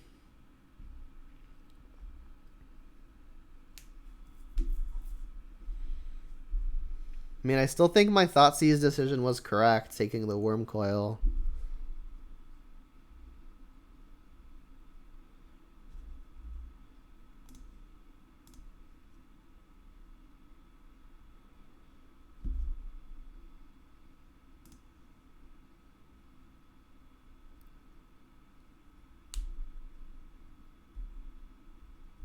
Now they get bridge.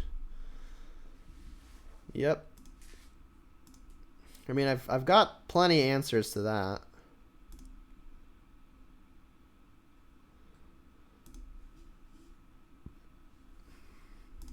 Still need to find one. Lava Dart. Alright, well, this is actually the last turn that Soulscar gets to attack. I mean, I can go at the Karn with the Soulscar. They'll just block. I mean, I guess if they minus with the Karn again, I got to Lava Dart it. So I guess I'm just not doing anything.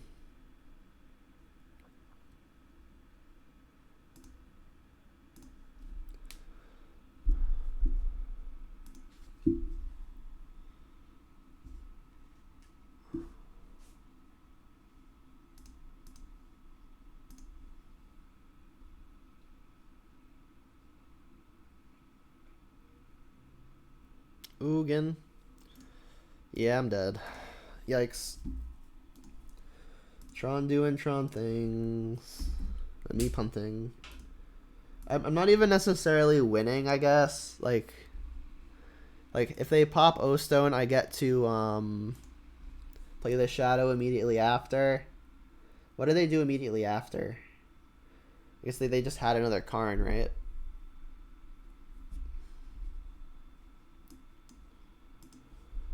But yeah, O-Stone was really the nuts there.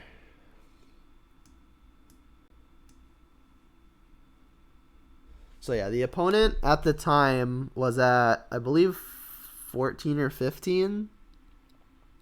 No, they must have been at... My Scourges were 9/9s, right? So they must have been at 11.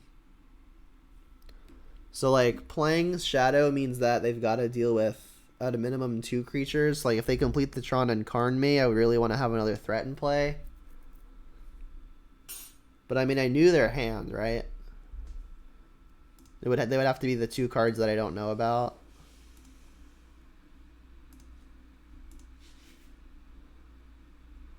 Well, this says no lands in it. It says 1 land, but some redraws. They also revealed Luris. I think on account of them also revealing Luris and I'm on the draw, I think I'm going to bottom the Swift Spear, because I think I'm going to be wanting to Thoughtseize on my turn 1. Oh, I'm going first? Oh, I did not notice that. Oops. Alright, well, I'm still probably just going to Thoughtseize here on 1 now. I swear, I thought I was on the draw.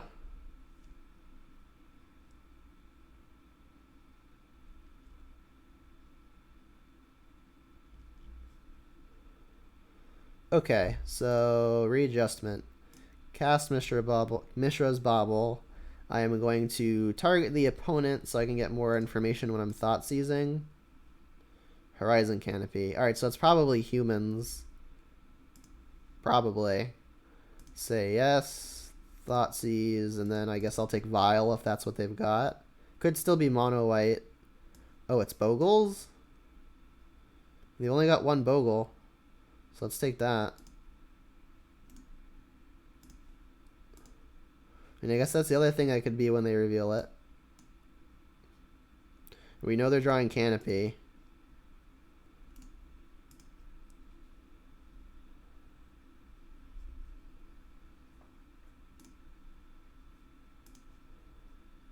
Alright, there's a threat. Probably just play that.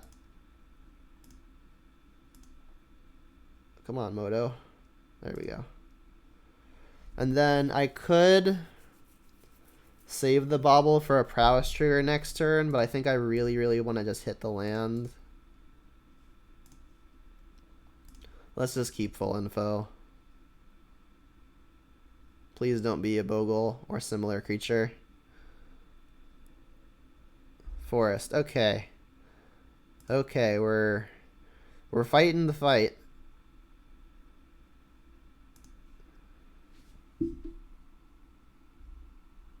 They might just play their Canopy and sack it immediately.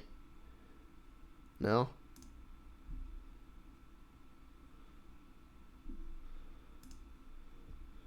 Come on, fetch land. Come on, fetch land.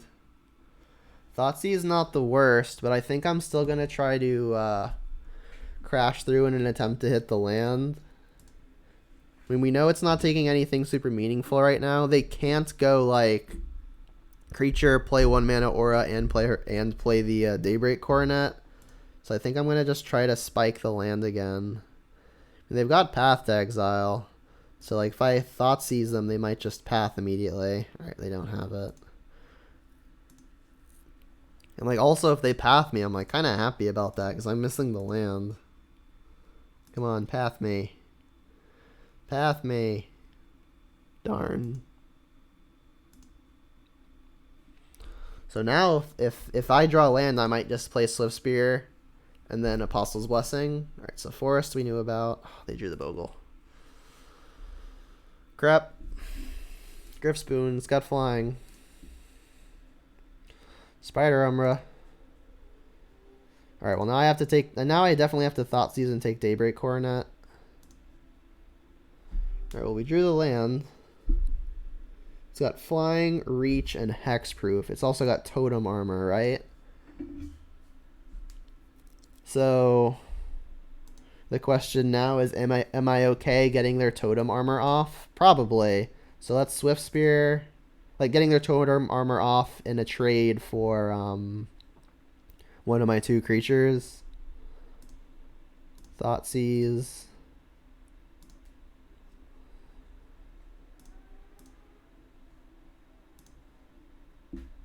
So I can take Path or Daybreak. Let's take Daybreak. Can't really beat that. Lifelink and Vigilance is a lot to deal with. Okay.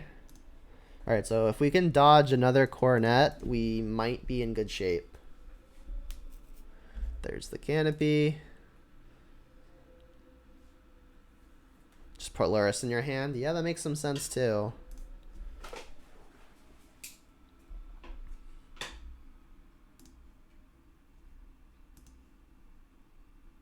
Another Scourge. So if they draw land, they get to Luris, play Daybreak Coronet. That's gonna be rough. So I mean, if I attack both, I can Apostle's Blessing to trade for the Umbra. That does put me at 12, which means I get to play a Shadow. The issue is that like if I do this and then I go for the Apostle's Blessing, they can Path in response, which also really sucks. I think I just have to Scourge here. Because like I said, if I go for the attack and they do the thing, I mean, is it even that bad for me? I mean, I kind of have to do it. In the off chance they don't block, it's good for me, but I think they're blocking.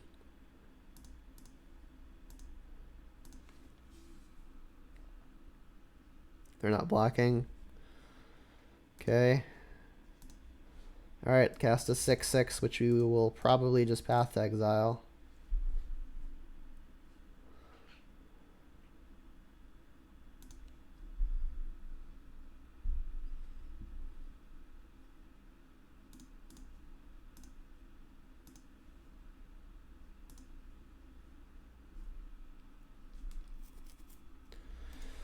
Alright, if you hit a land, you get to Luris plus Daybreak.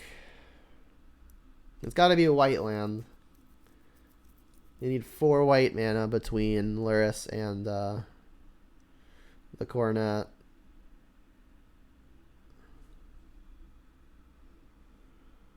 I got a minimum they're recasting a Bogle.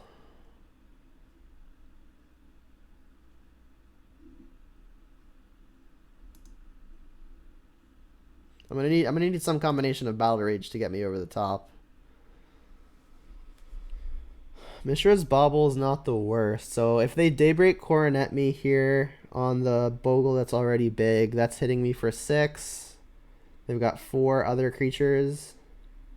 4 other power, that's 10. I'm not just dead unless they've got another aura, which isn't super hard for them to do.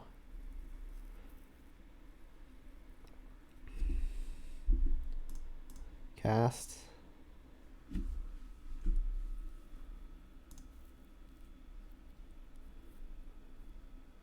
Guess I can get some amount of info. Horizon Canopy. Okay, that's just another land. That gives hope. Definitely attacking here. If they trade with the Luris, that means they're not casting Daybreak, so they're probably just not. I mean, 2 spells would have killed them here. Luckily for them, we don't have it.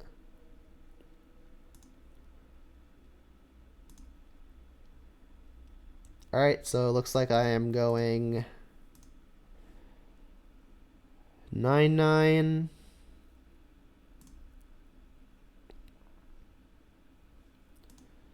Two.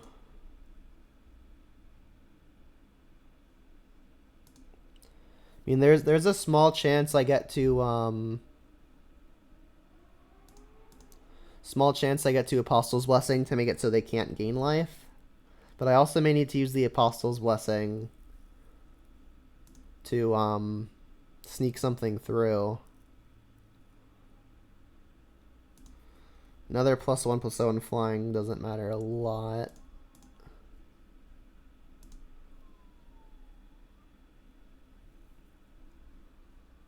So this is a hit for 10, which has me not dead. Yeah. You up to 12. Do we have them dead?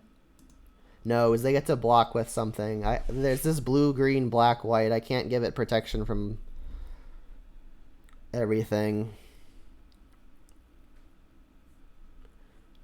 Not even other Apostles' Blessing does it.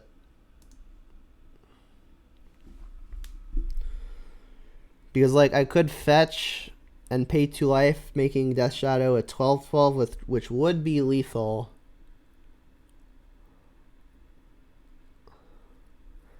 So, like, if I give my thing pro black, they'll just block with the smaller Slippery Bogle. And this thing also just has totem armor, huh? I mean, I guess I just have to hope they don't see it.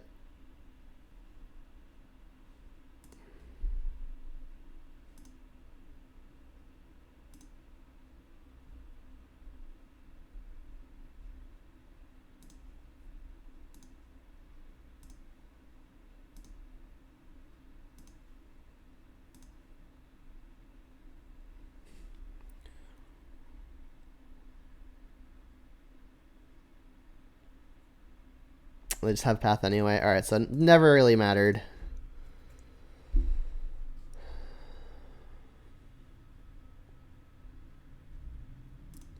Bogles. Alright, so let's bring in Feed the Swarm for the Leyline.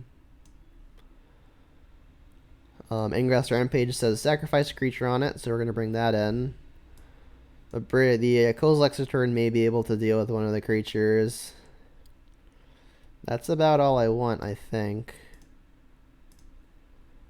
What am I taking out now?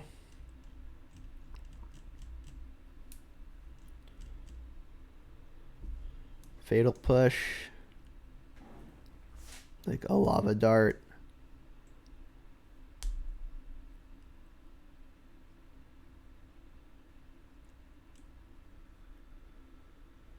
Not entirely sure what else. I need to cut 4 though. Like Inquisitions and Thoughtseizes are very good. They get worse if they've got Leyline. It's hard to cut them. Maybe I can cut Crash Throughs and like a Soul Scar. Maybe even 2 Soul Scars. Just really try to lean on the Scourges and the Shadows. Don't think I can cut Battle Rage. I may need that to win a race.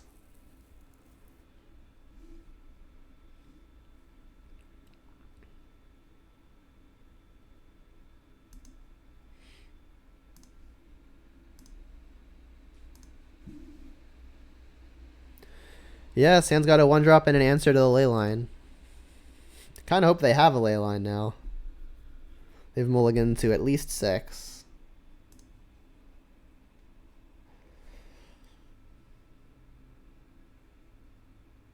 Hey, they have it. Not 2, please. Okay, they didn't have 2. Huh.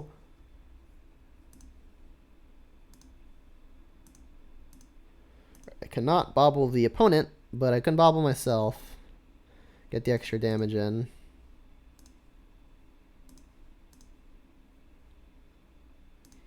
Bloodstained Mire on top, not ideal.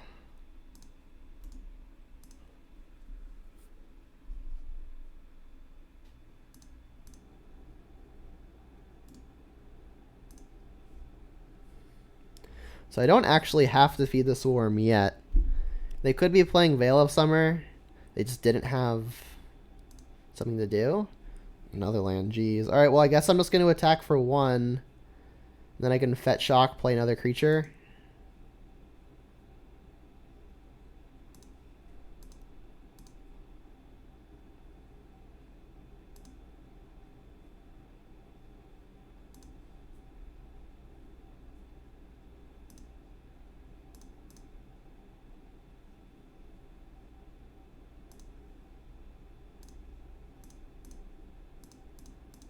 Play a 3/3.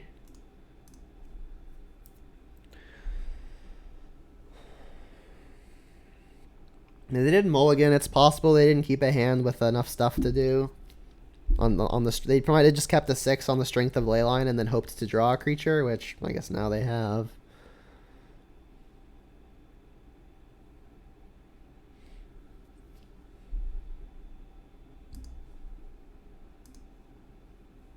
Need a spell here. More lands would suck. Oh my god, come on, deck. I mean, I guess I could just lead on attack. Like, I could use the Feed the Swarm now in hopes of, like, Inquisition or Thoughtseize doing something next turn. But I could also just sacrifice the Canopy and hope to hit something that way. Come on, deck. Come on, deck. Okay.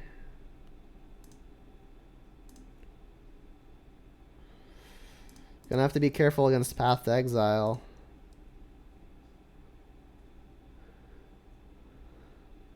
Damn. Don't need more mana sources. I need my creatures to do something.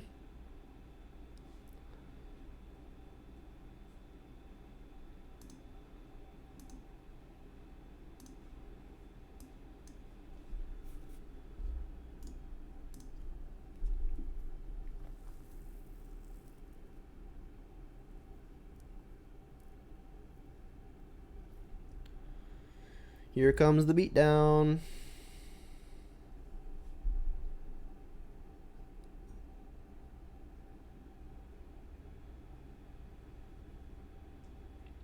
No attack?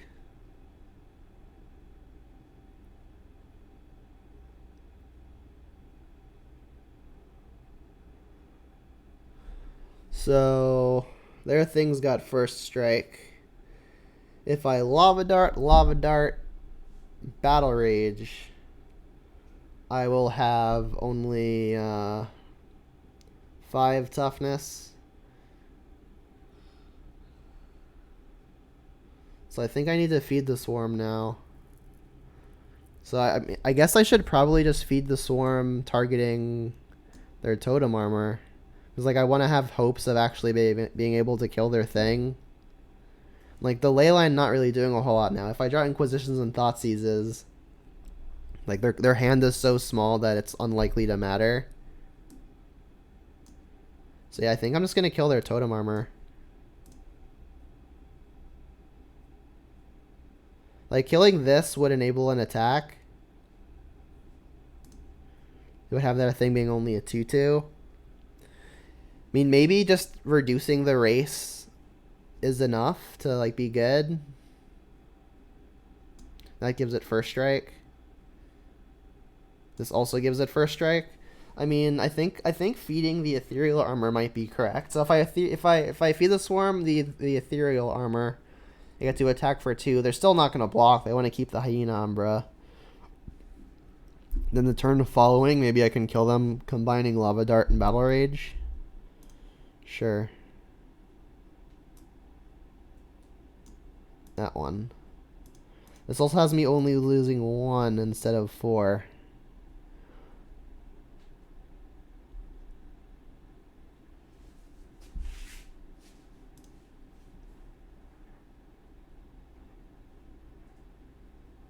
You got the Veil of Summer? They don't. Cool.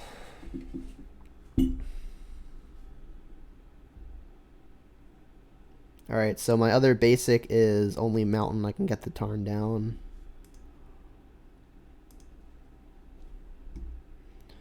Alright, I got to attack. Doubt they're blocking.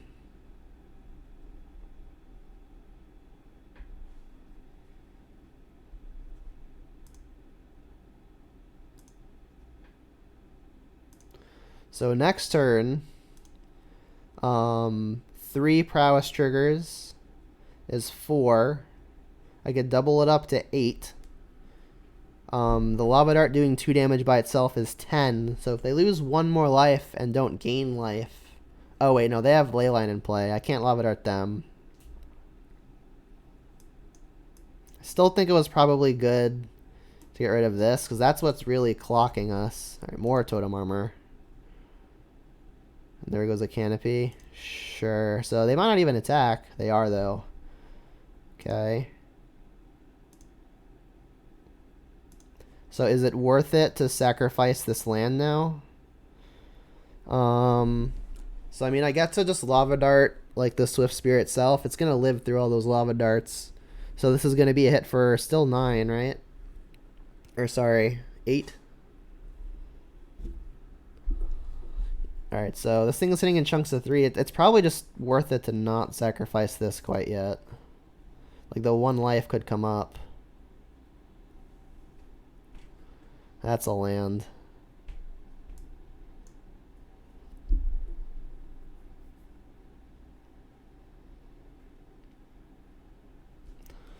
Don't want lands. I mean, I get to use it as a prowess trigger. It just says any number of targets. So I don't actually have to target anything.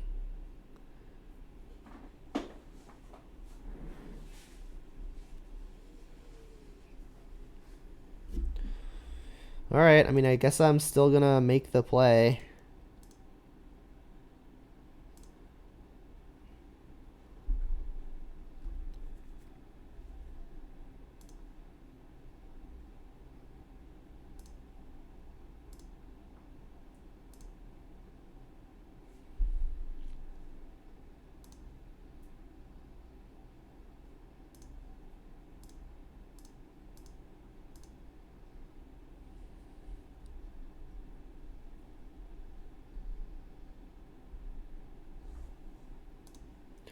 Double strike.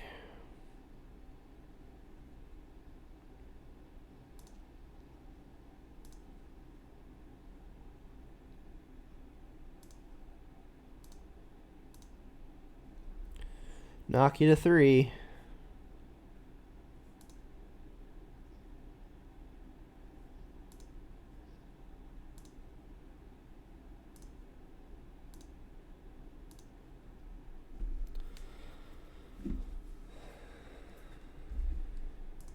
Alright, the opponent still also just has a lot of draws that put us out of range. Like anything that grants lifelink or a similar effect has us basically dead.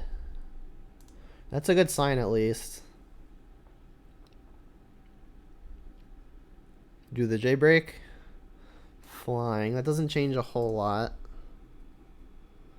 They're jamming.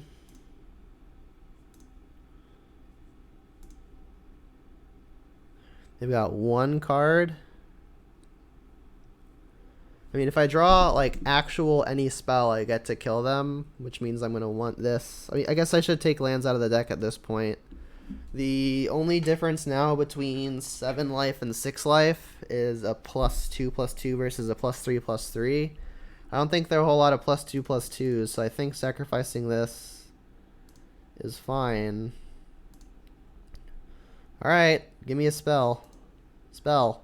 Spell. Spell. Shadow.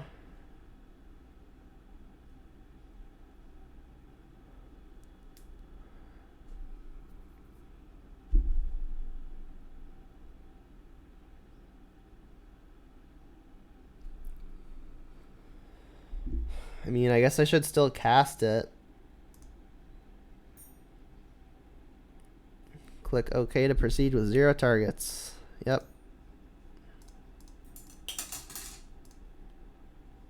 Done. First time I ever cast Agadeem's Awakening, and it's to get nothing back. Like I could have gotten Luris and played the Bobble, which actually might have been a lot better. Because then I'm drawing a card. I've been pretty good about not forgetting I've got Luris. Forgot this time.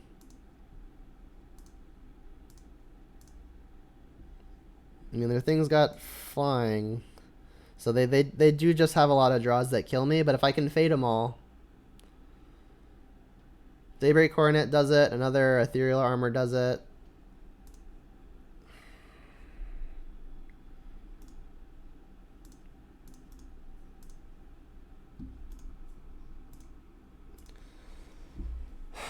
Darn.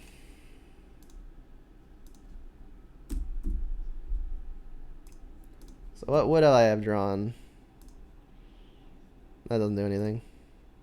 Yeah, I mean, I needed to hit a spell there. A spell would have just killed him.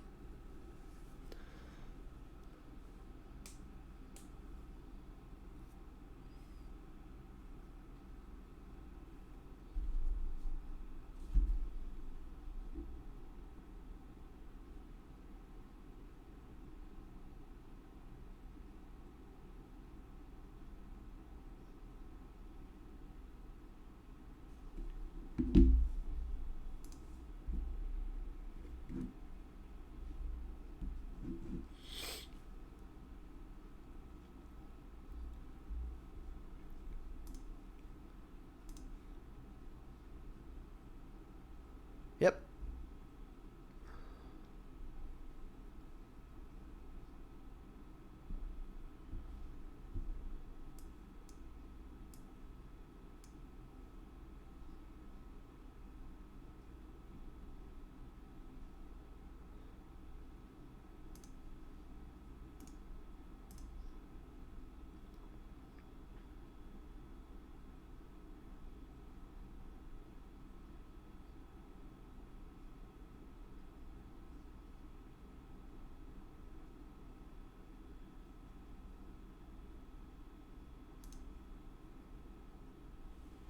Bubble not bad. Let's just get the Soul Scar down.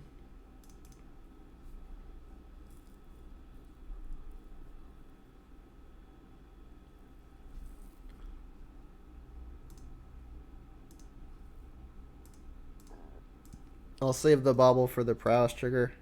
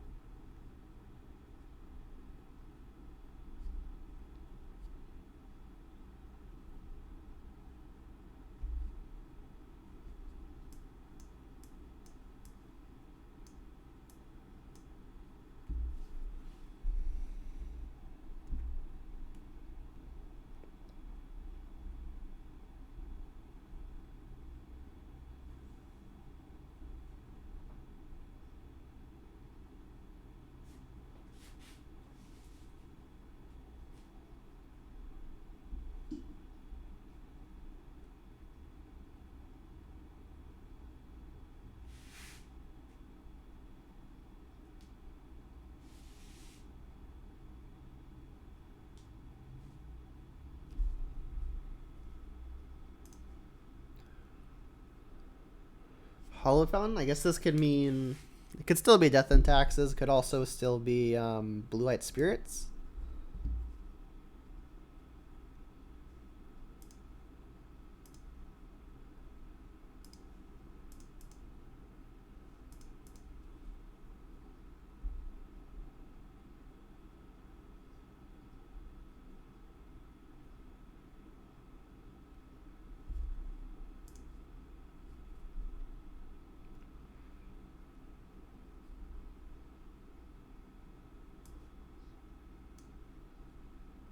Glasspool Mimic says, and there's a copy of a creature you control, except it's a shapeshifter in addition.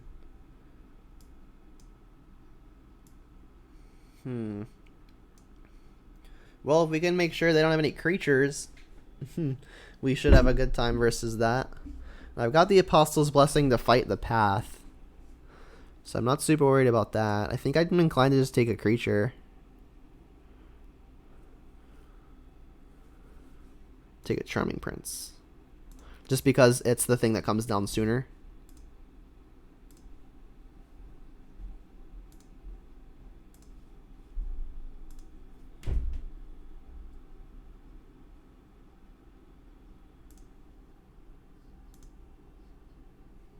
Probably should have bobbled the opponent first.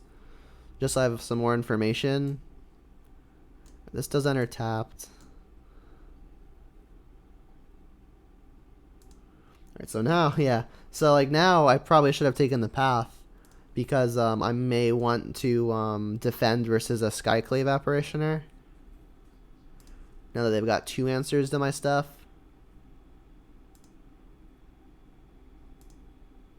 So yeah, I should have bobbled first if the plan was to bobble anyway, which it was.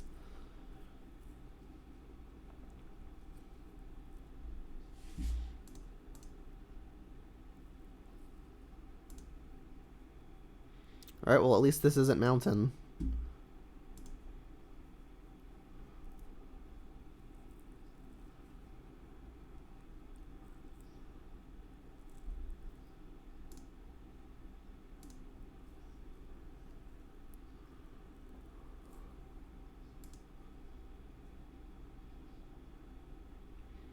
Would really love another copy of Inquisition or Thoughtseize.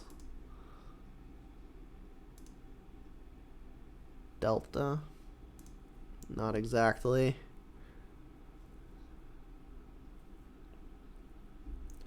So their only play this turn is Path to Exile. I can fetch, shock, lightning bolt myself, putting me down to 11. I can cast a 2/2 Death Shadow. If they then Path to Exile, I can Apostle's Blessing, but then they get to put their Skyclave in on their following turn. And I've got another Death Shadow.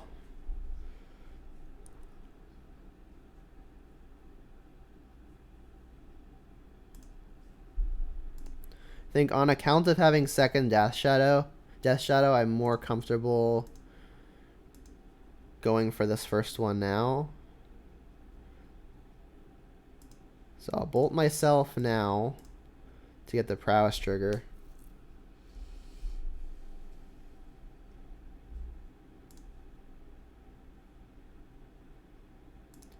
Hit for 2.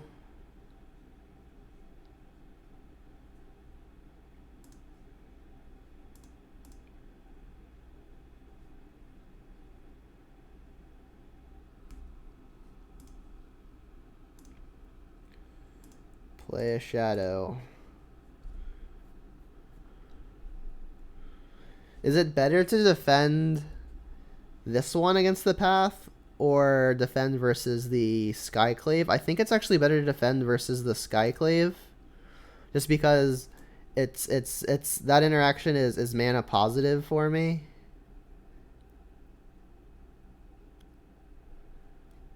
It's more of a tempo win to just defend the second one.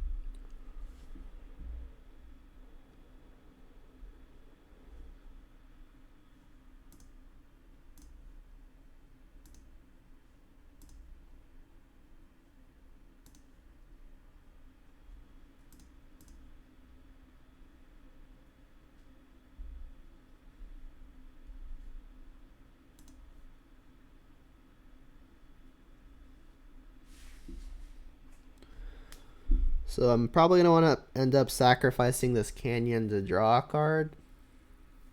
Should I just do it now? Let's see. It's like if there's a land on top, it just doesn't matter. We have a Swift Spear on top. So if I plan on playing that Swift Spear, that would be a reason to sacrifice first. I think I want to. I mean, the opponent knows that I know about a Skyclave apparition. So if I sacrifice the canyon, draw Swift Spear, I'll play the swamp. I'll have only the swamp will be up. I guess if I play swamp, I can use that to sacrifice the canyon. Then I'll have a Blood Crypt up. That means I'm not playing another shadow. But I mean, I think I want them to use their removal on the stuff that isn't shadow. So yeah, let's draw it.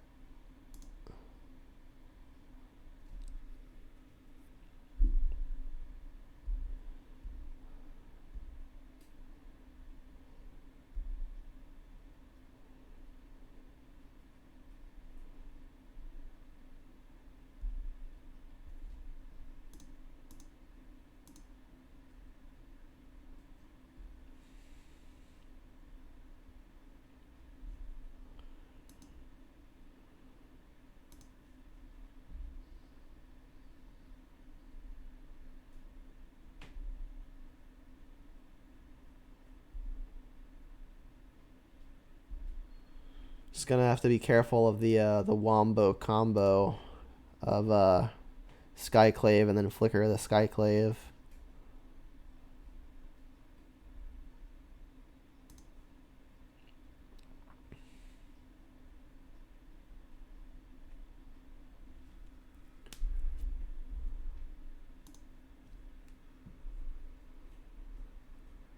So I can give the shadow pro white, but then they'll path to exile it. Seems okay though.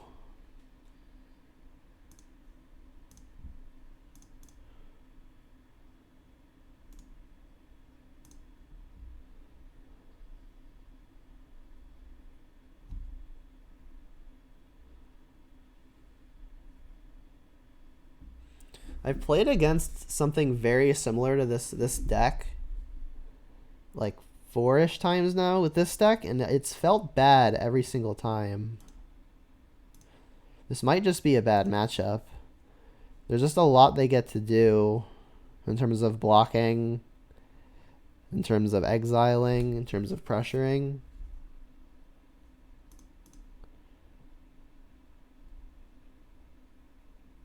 What's up, Nick? I'm gonna be logging off after this match, but glad you caught me before I did.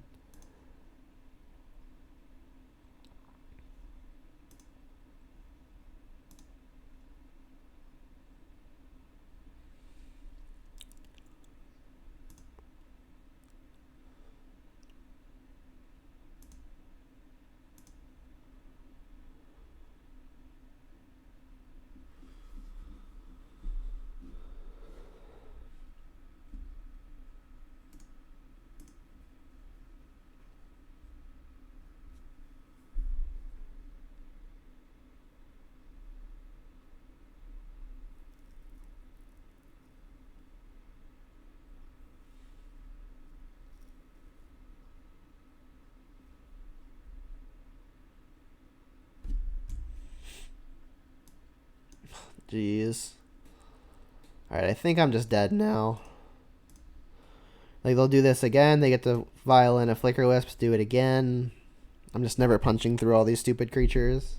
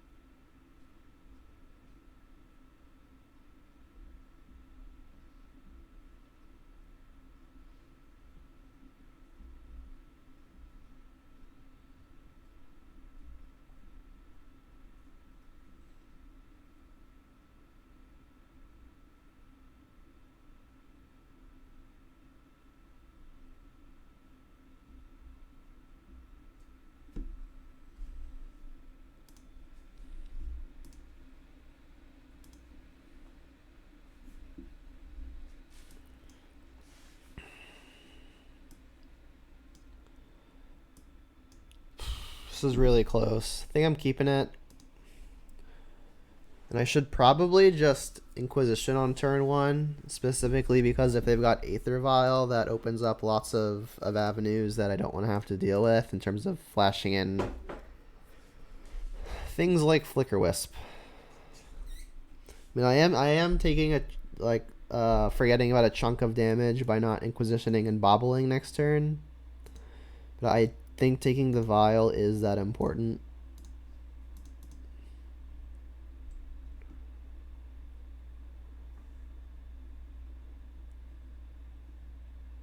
Alright, they've got it. Alright, let's just try to hit the land and not mess around with it.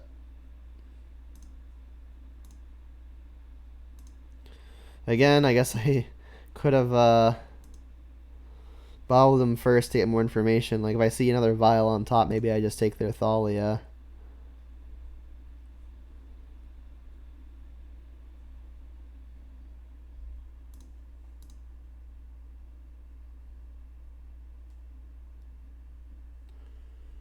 For Forge Tender. Well, I mean, that's something they get to do on 1 mana. Kozilek's Return actually does get to kill it, though. It's devoid.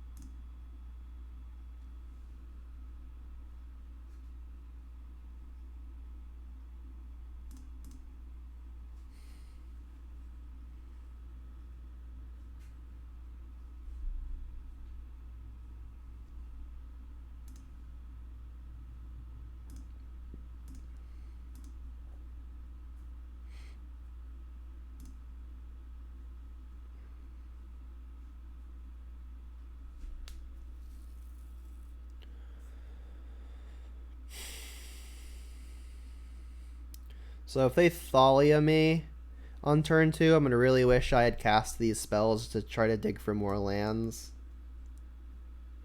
So I think I'm going to forgo the damage and just cycle these things now. Dig for more threats and more lands. Thalia is going to make it kind of awkward. There's a threat. I need another land.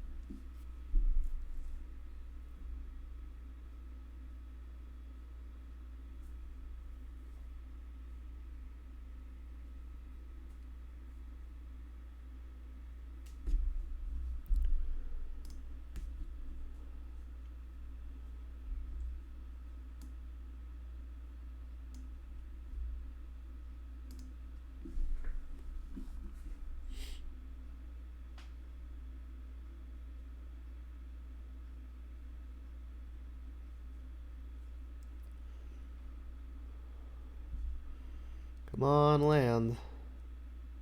Damn. Alright, well that's going to cost 2 mana no matter what. Because I'm just passing.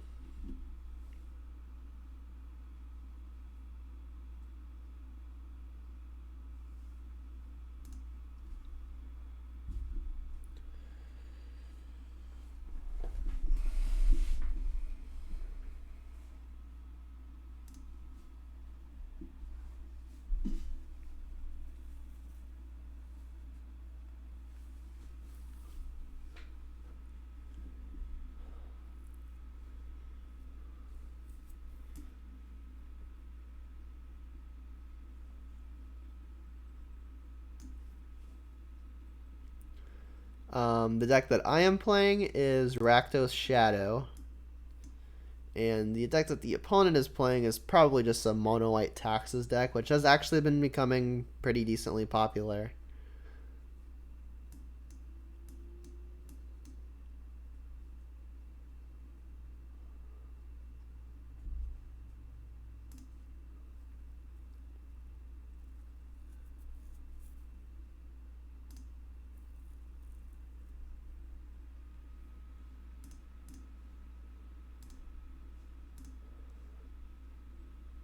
Land.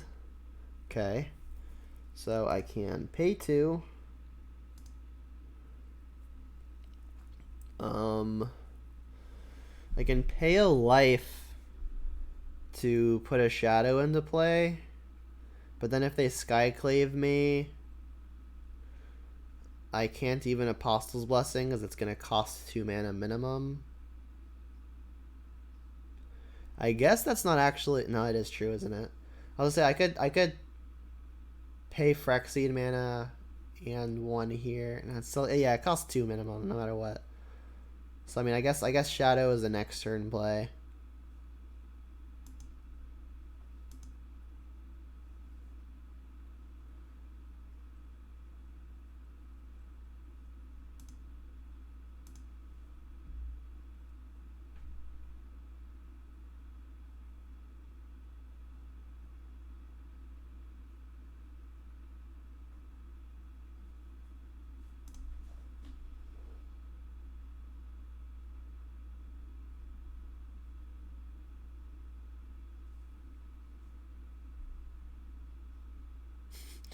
Another Ghost Quarter. That's pretty funny.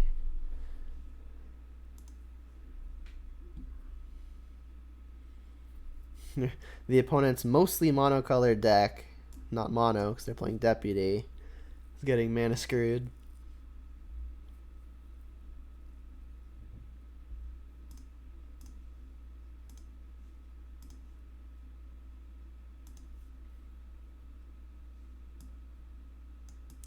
I love drawing Scourges. I just keep doing it.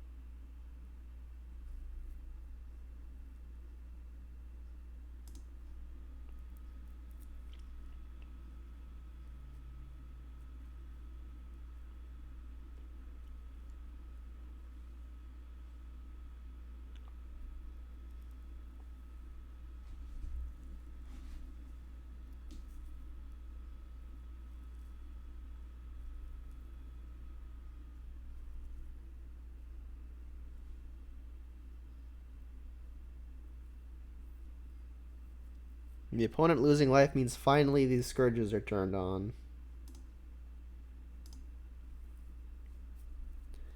Gonna have to be careful playing multiples into the Deputy, though.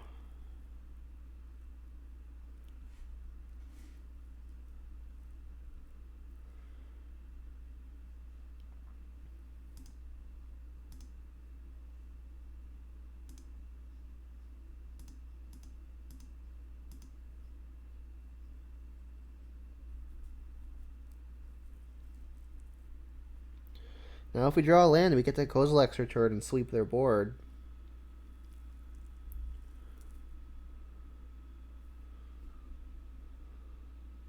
They're gonna path themselves? Or Ghost Quarter themselves so that they can path?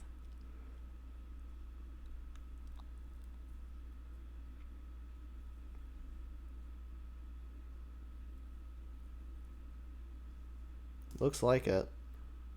I mean, this is gonna give me the land to be able to Kozilek's return.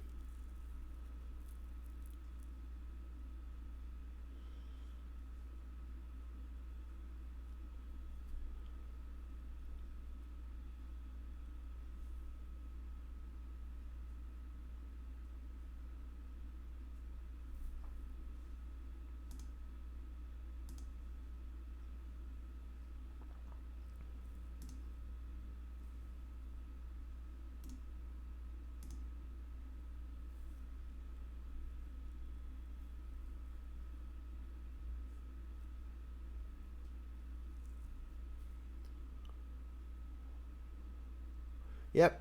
Okay, return time.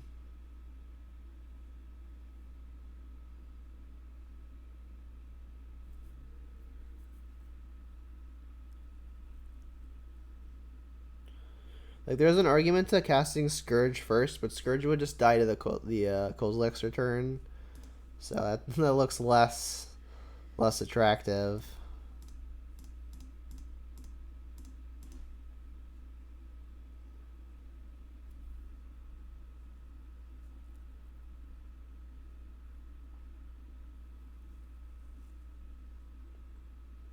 The Void, relevant.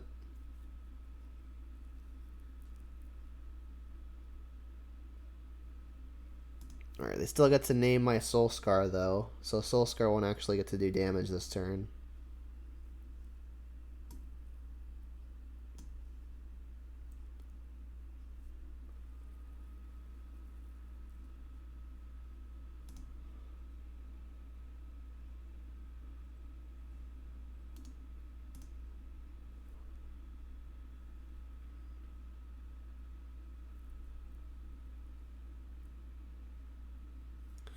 I mean, I guess I could have waited.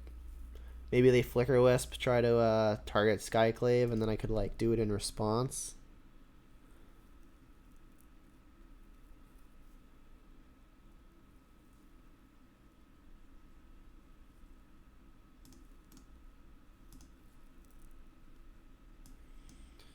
At least I'm learning.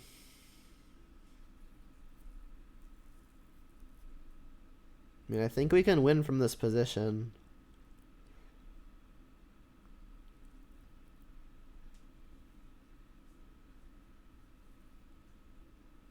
Will you, Deputy? They might just Ghost Quarter my Sunbaked Canyon, so I can't draw the card later.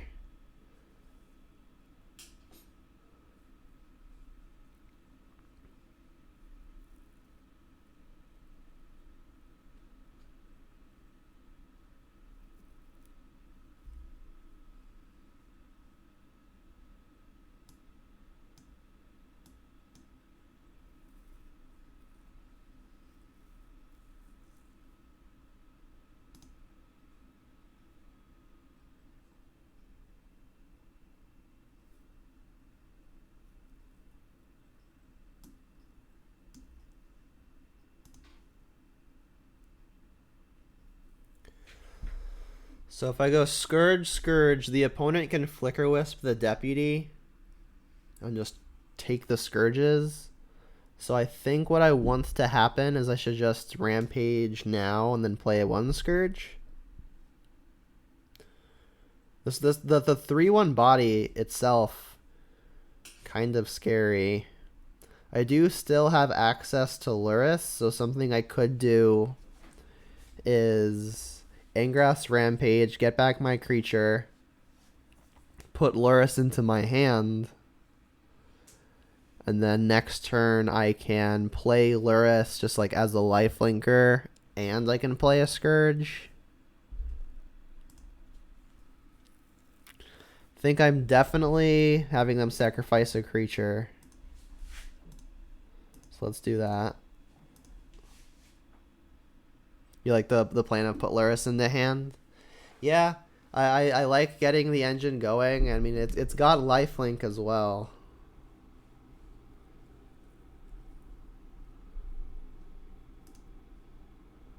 If I get basic mountain, however,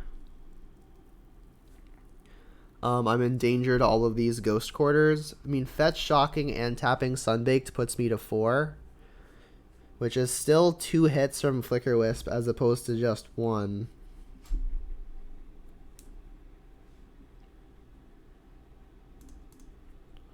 So yeah, I think I'm gonna get Luris.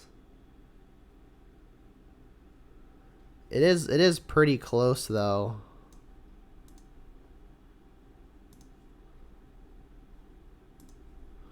I'll go to 4 and have a lot of Scourges. You know, I can definitely see the argument for just playing a 2/2.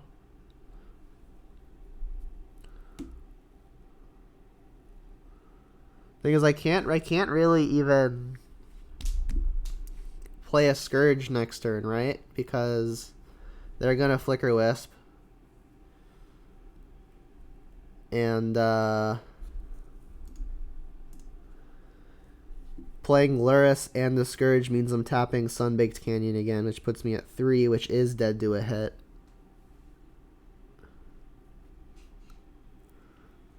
I mean, so maybe I should have just gotten the Mountain then, but like I guess I'm afraid of these Ghost Quarters just strip mining me, but that's not even a huge concern. Yeah, I think I did that wrong. I think I still should have gotten Lurrus.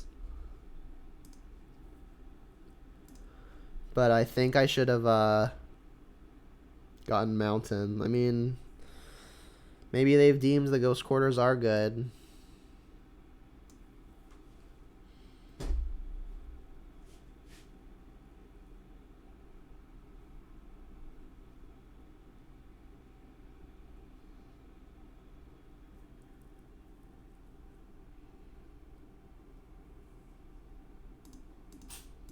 This has been an interesting game, and it's going to come down to effectively the wire.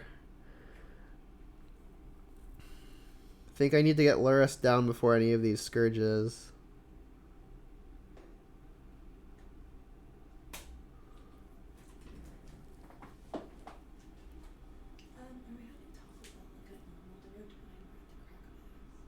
The second one.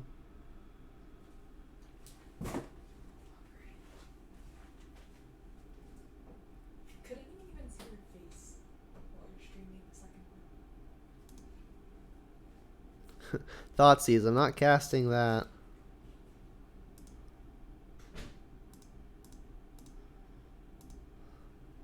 Here comes the Lurrus. And now I do get the opportunity to cast the Scourge, but I need to do it before the opponent has the opportunity to Ghost Quarter me. Like if I go to combat and they Ghost Quarter me in combat, it's unfortunate. Get my Prowess trigger. I mean, what I have on top of my deck, I can't really control. I guess I should at least get the information of what the opponent is going to find, which is a Thalia. If you want to trade with my Soul Scar, that's fine. Thalia is actually really stupid here because I can't attack with my Lurrus and gain life.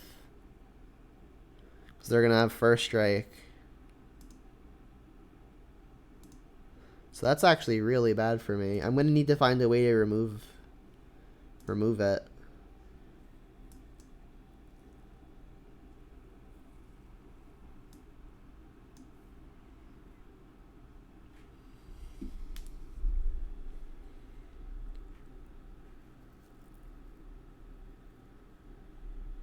Yeah, so Thalia is actually pretty good here. Unless I can find a way to kill the Flicker Wisp.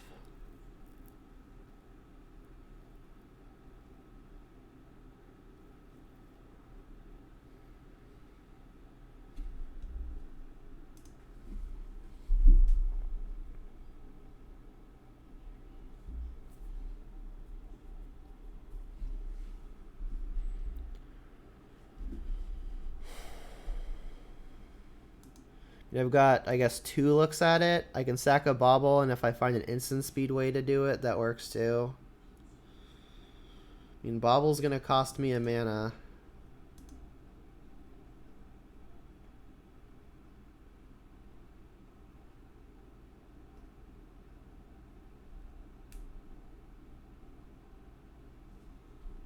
There's no way they don't play Thalia here.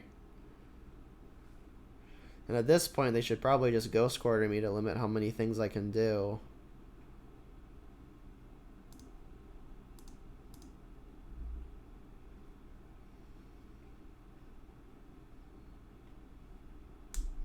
They don't know that I'm not playing another basic. Come on, removal.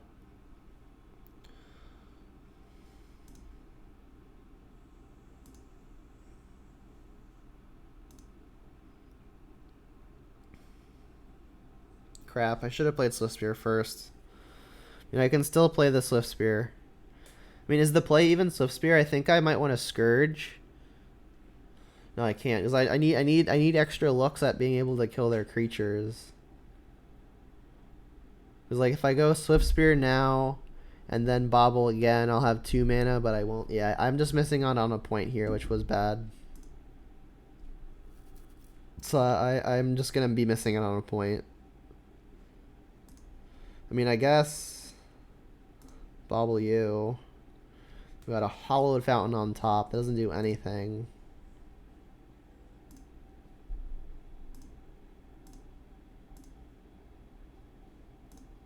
So yeah, I'm missing out on a point.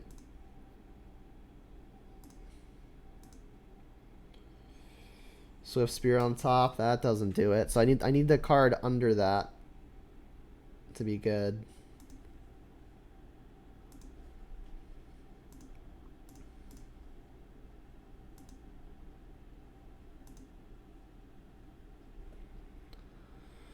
I need it to be a Lava Dart, or I need it to be a Lightning Bolt. Fatal Push does not do it.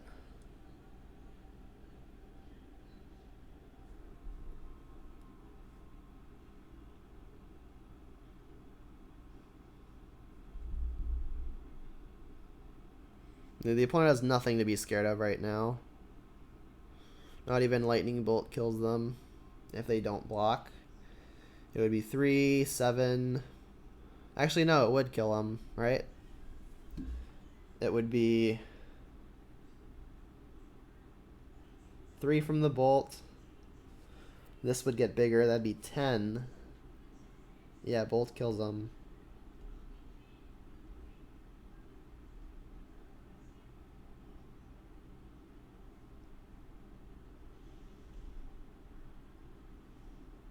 So going back to that other play, had I gotten Mountain before, it wouldn't actually have changed anything in terms of number of attacks. I would just be at 3 instead. Alright, so I need the card under the Swift Spear that I know is on top to be removal, and it's not. So now they just attack.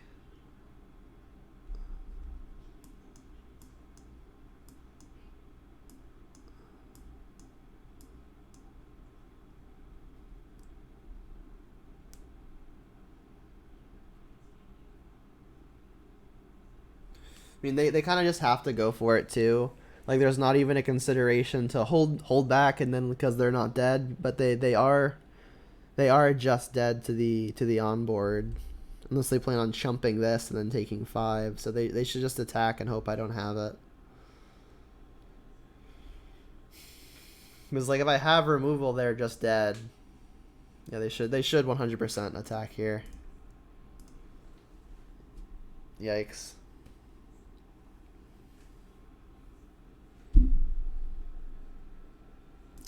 Alright, so let's do a really quick deck tech.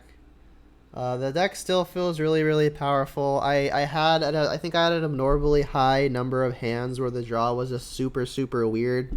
Like, I think there were 3 games where I just drew all the creatures and no spells, and then there were a few games where I just drew a lot of spells and maybe like 1 threat. And I also mulliganed a lot because I think about 5 or 6 times I mulliganed a 5+ lander in this 18 land deck, counting Agadeem's Awakening as a land. Yeah, I mean, I had some very awkward draws, and I feel like not this match, but the matches 3 and 4 that I lost, they were both very, very close. And I'm realizing that with this deck, like almost every time that I lose, it's I'm trying to draw something very specific, or like I just need another spell, or like I get my opponent down to 1 creature short of lethal, and every game that I lost has been very, very close. So I mean that just means that micro decisions are worth that much more, because if you make 1 tiny mistake, it has a higher chance of just costing you the overall game. So I mean, the deck still felt pretty smooth. I liked having the crash throughs over the mutagenic growths. We didn't have any situations where the trample actually mattered, but prowess draw a card was nice. I definitely didn't miss mutagenic growth, so maybe crash through might not be the right replacement, but I do like just not playing the mutagenic growth.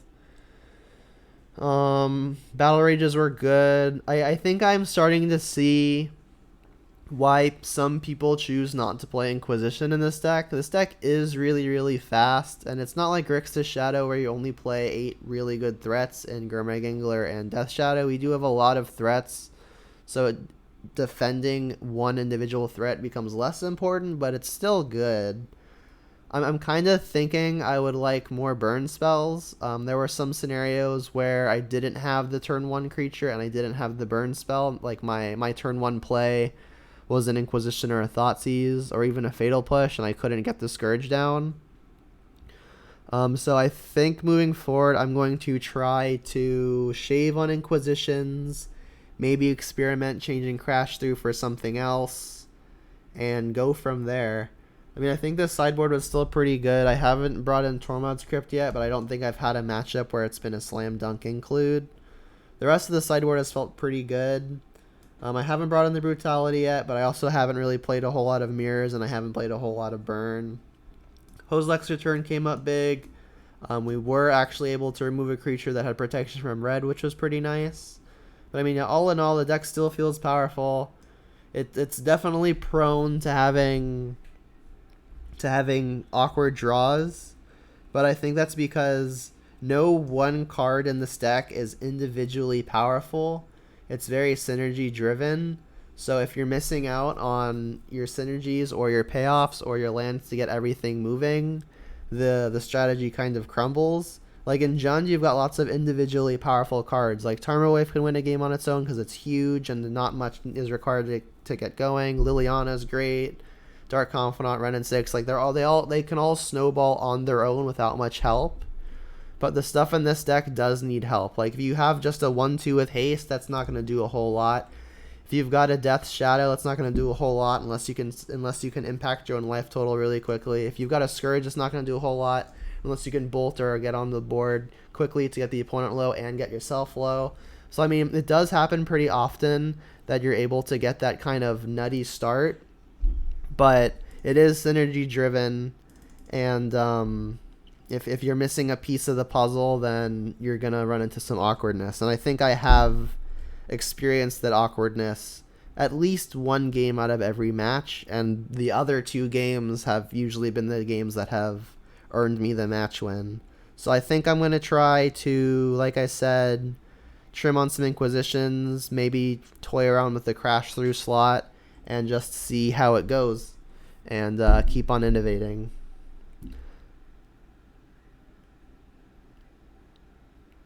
Ever consider Claim Fame? Yeah, that's something I could definitely toy with. I like the idea. I'll give it a shot. That'll probably be what I switch some Inquisitions and or Crash Throughs for, but that'll be in a later video, because I am way long on this one. This video is almost 3 hours long. So with that said, have a good one, and until next time, see ya.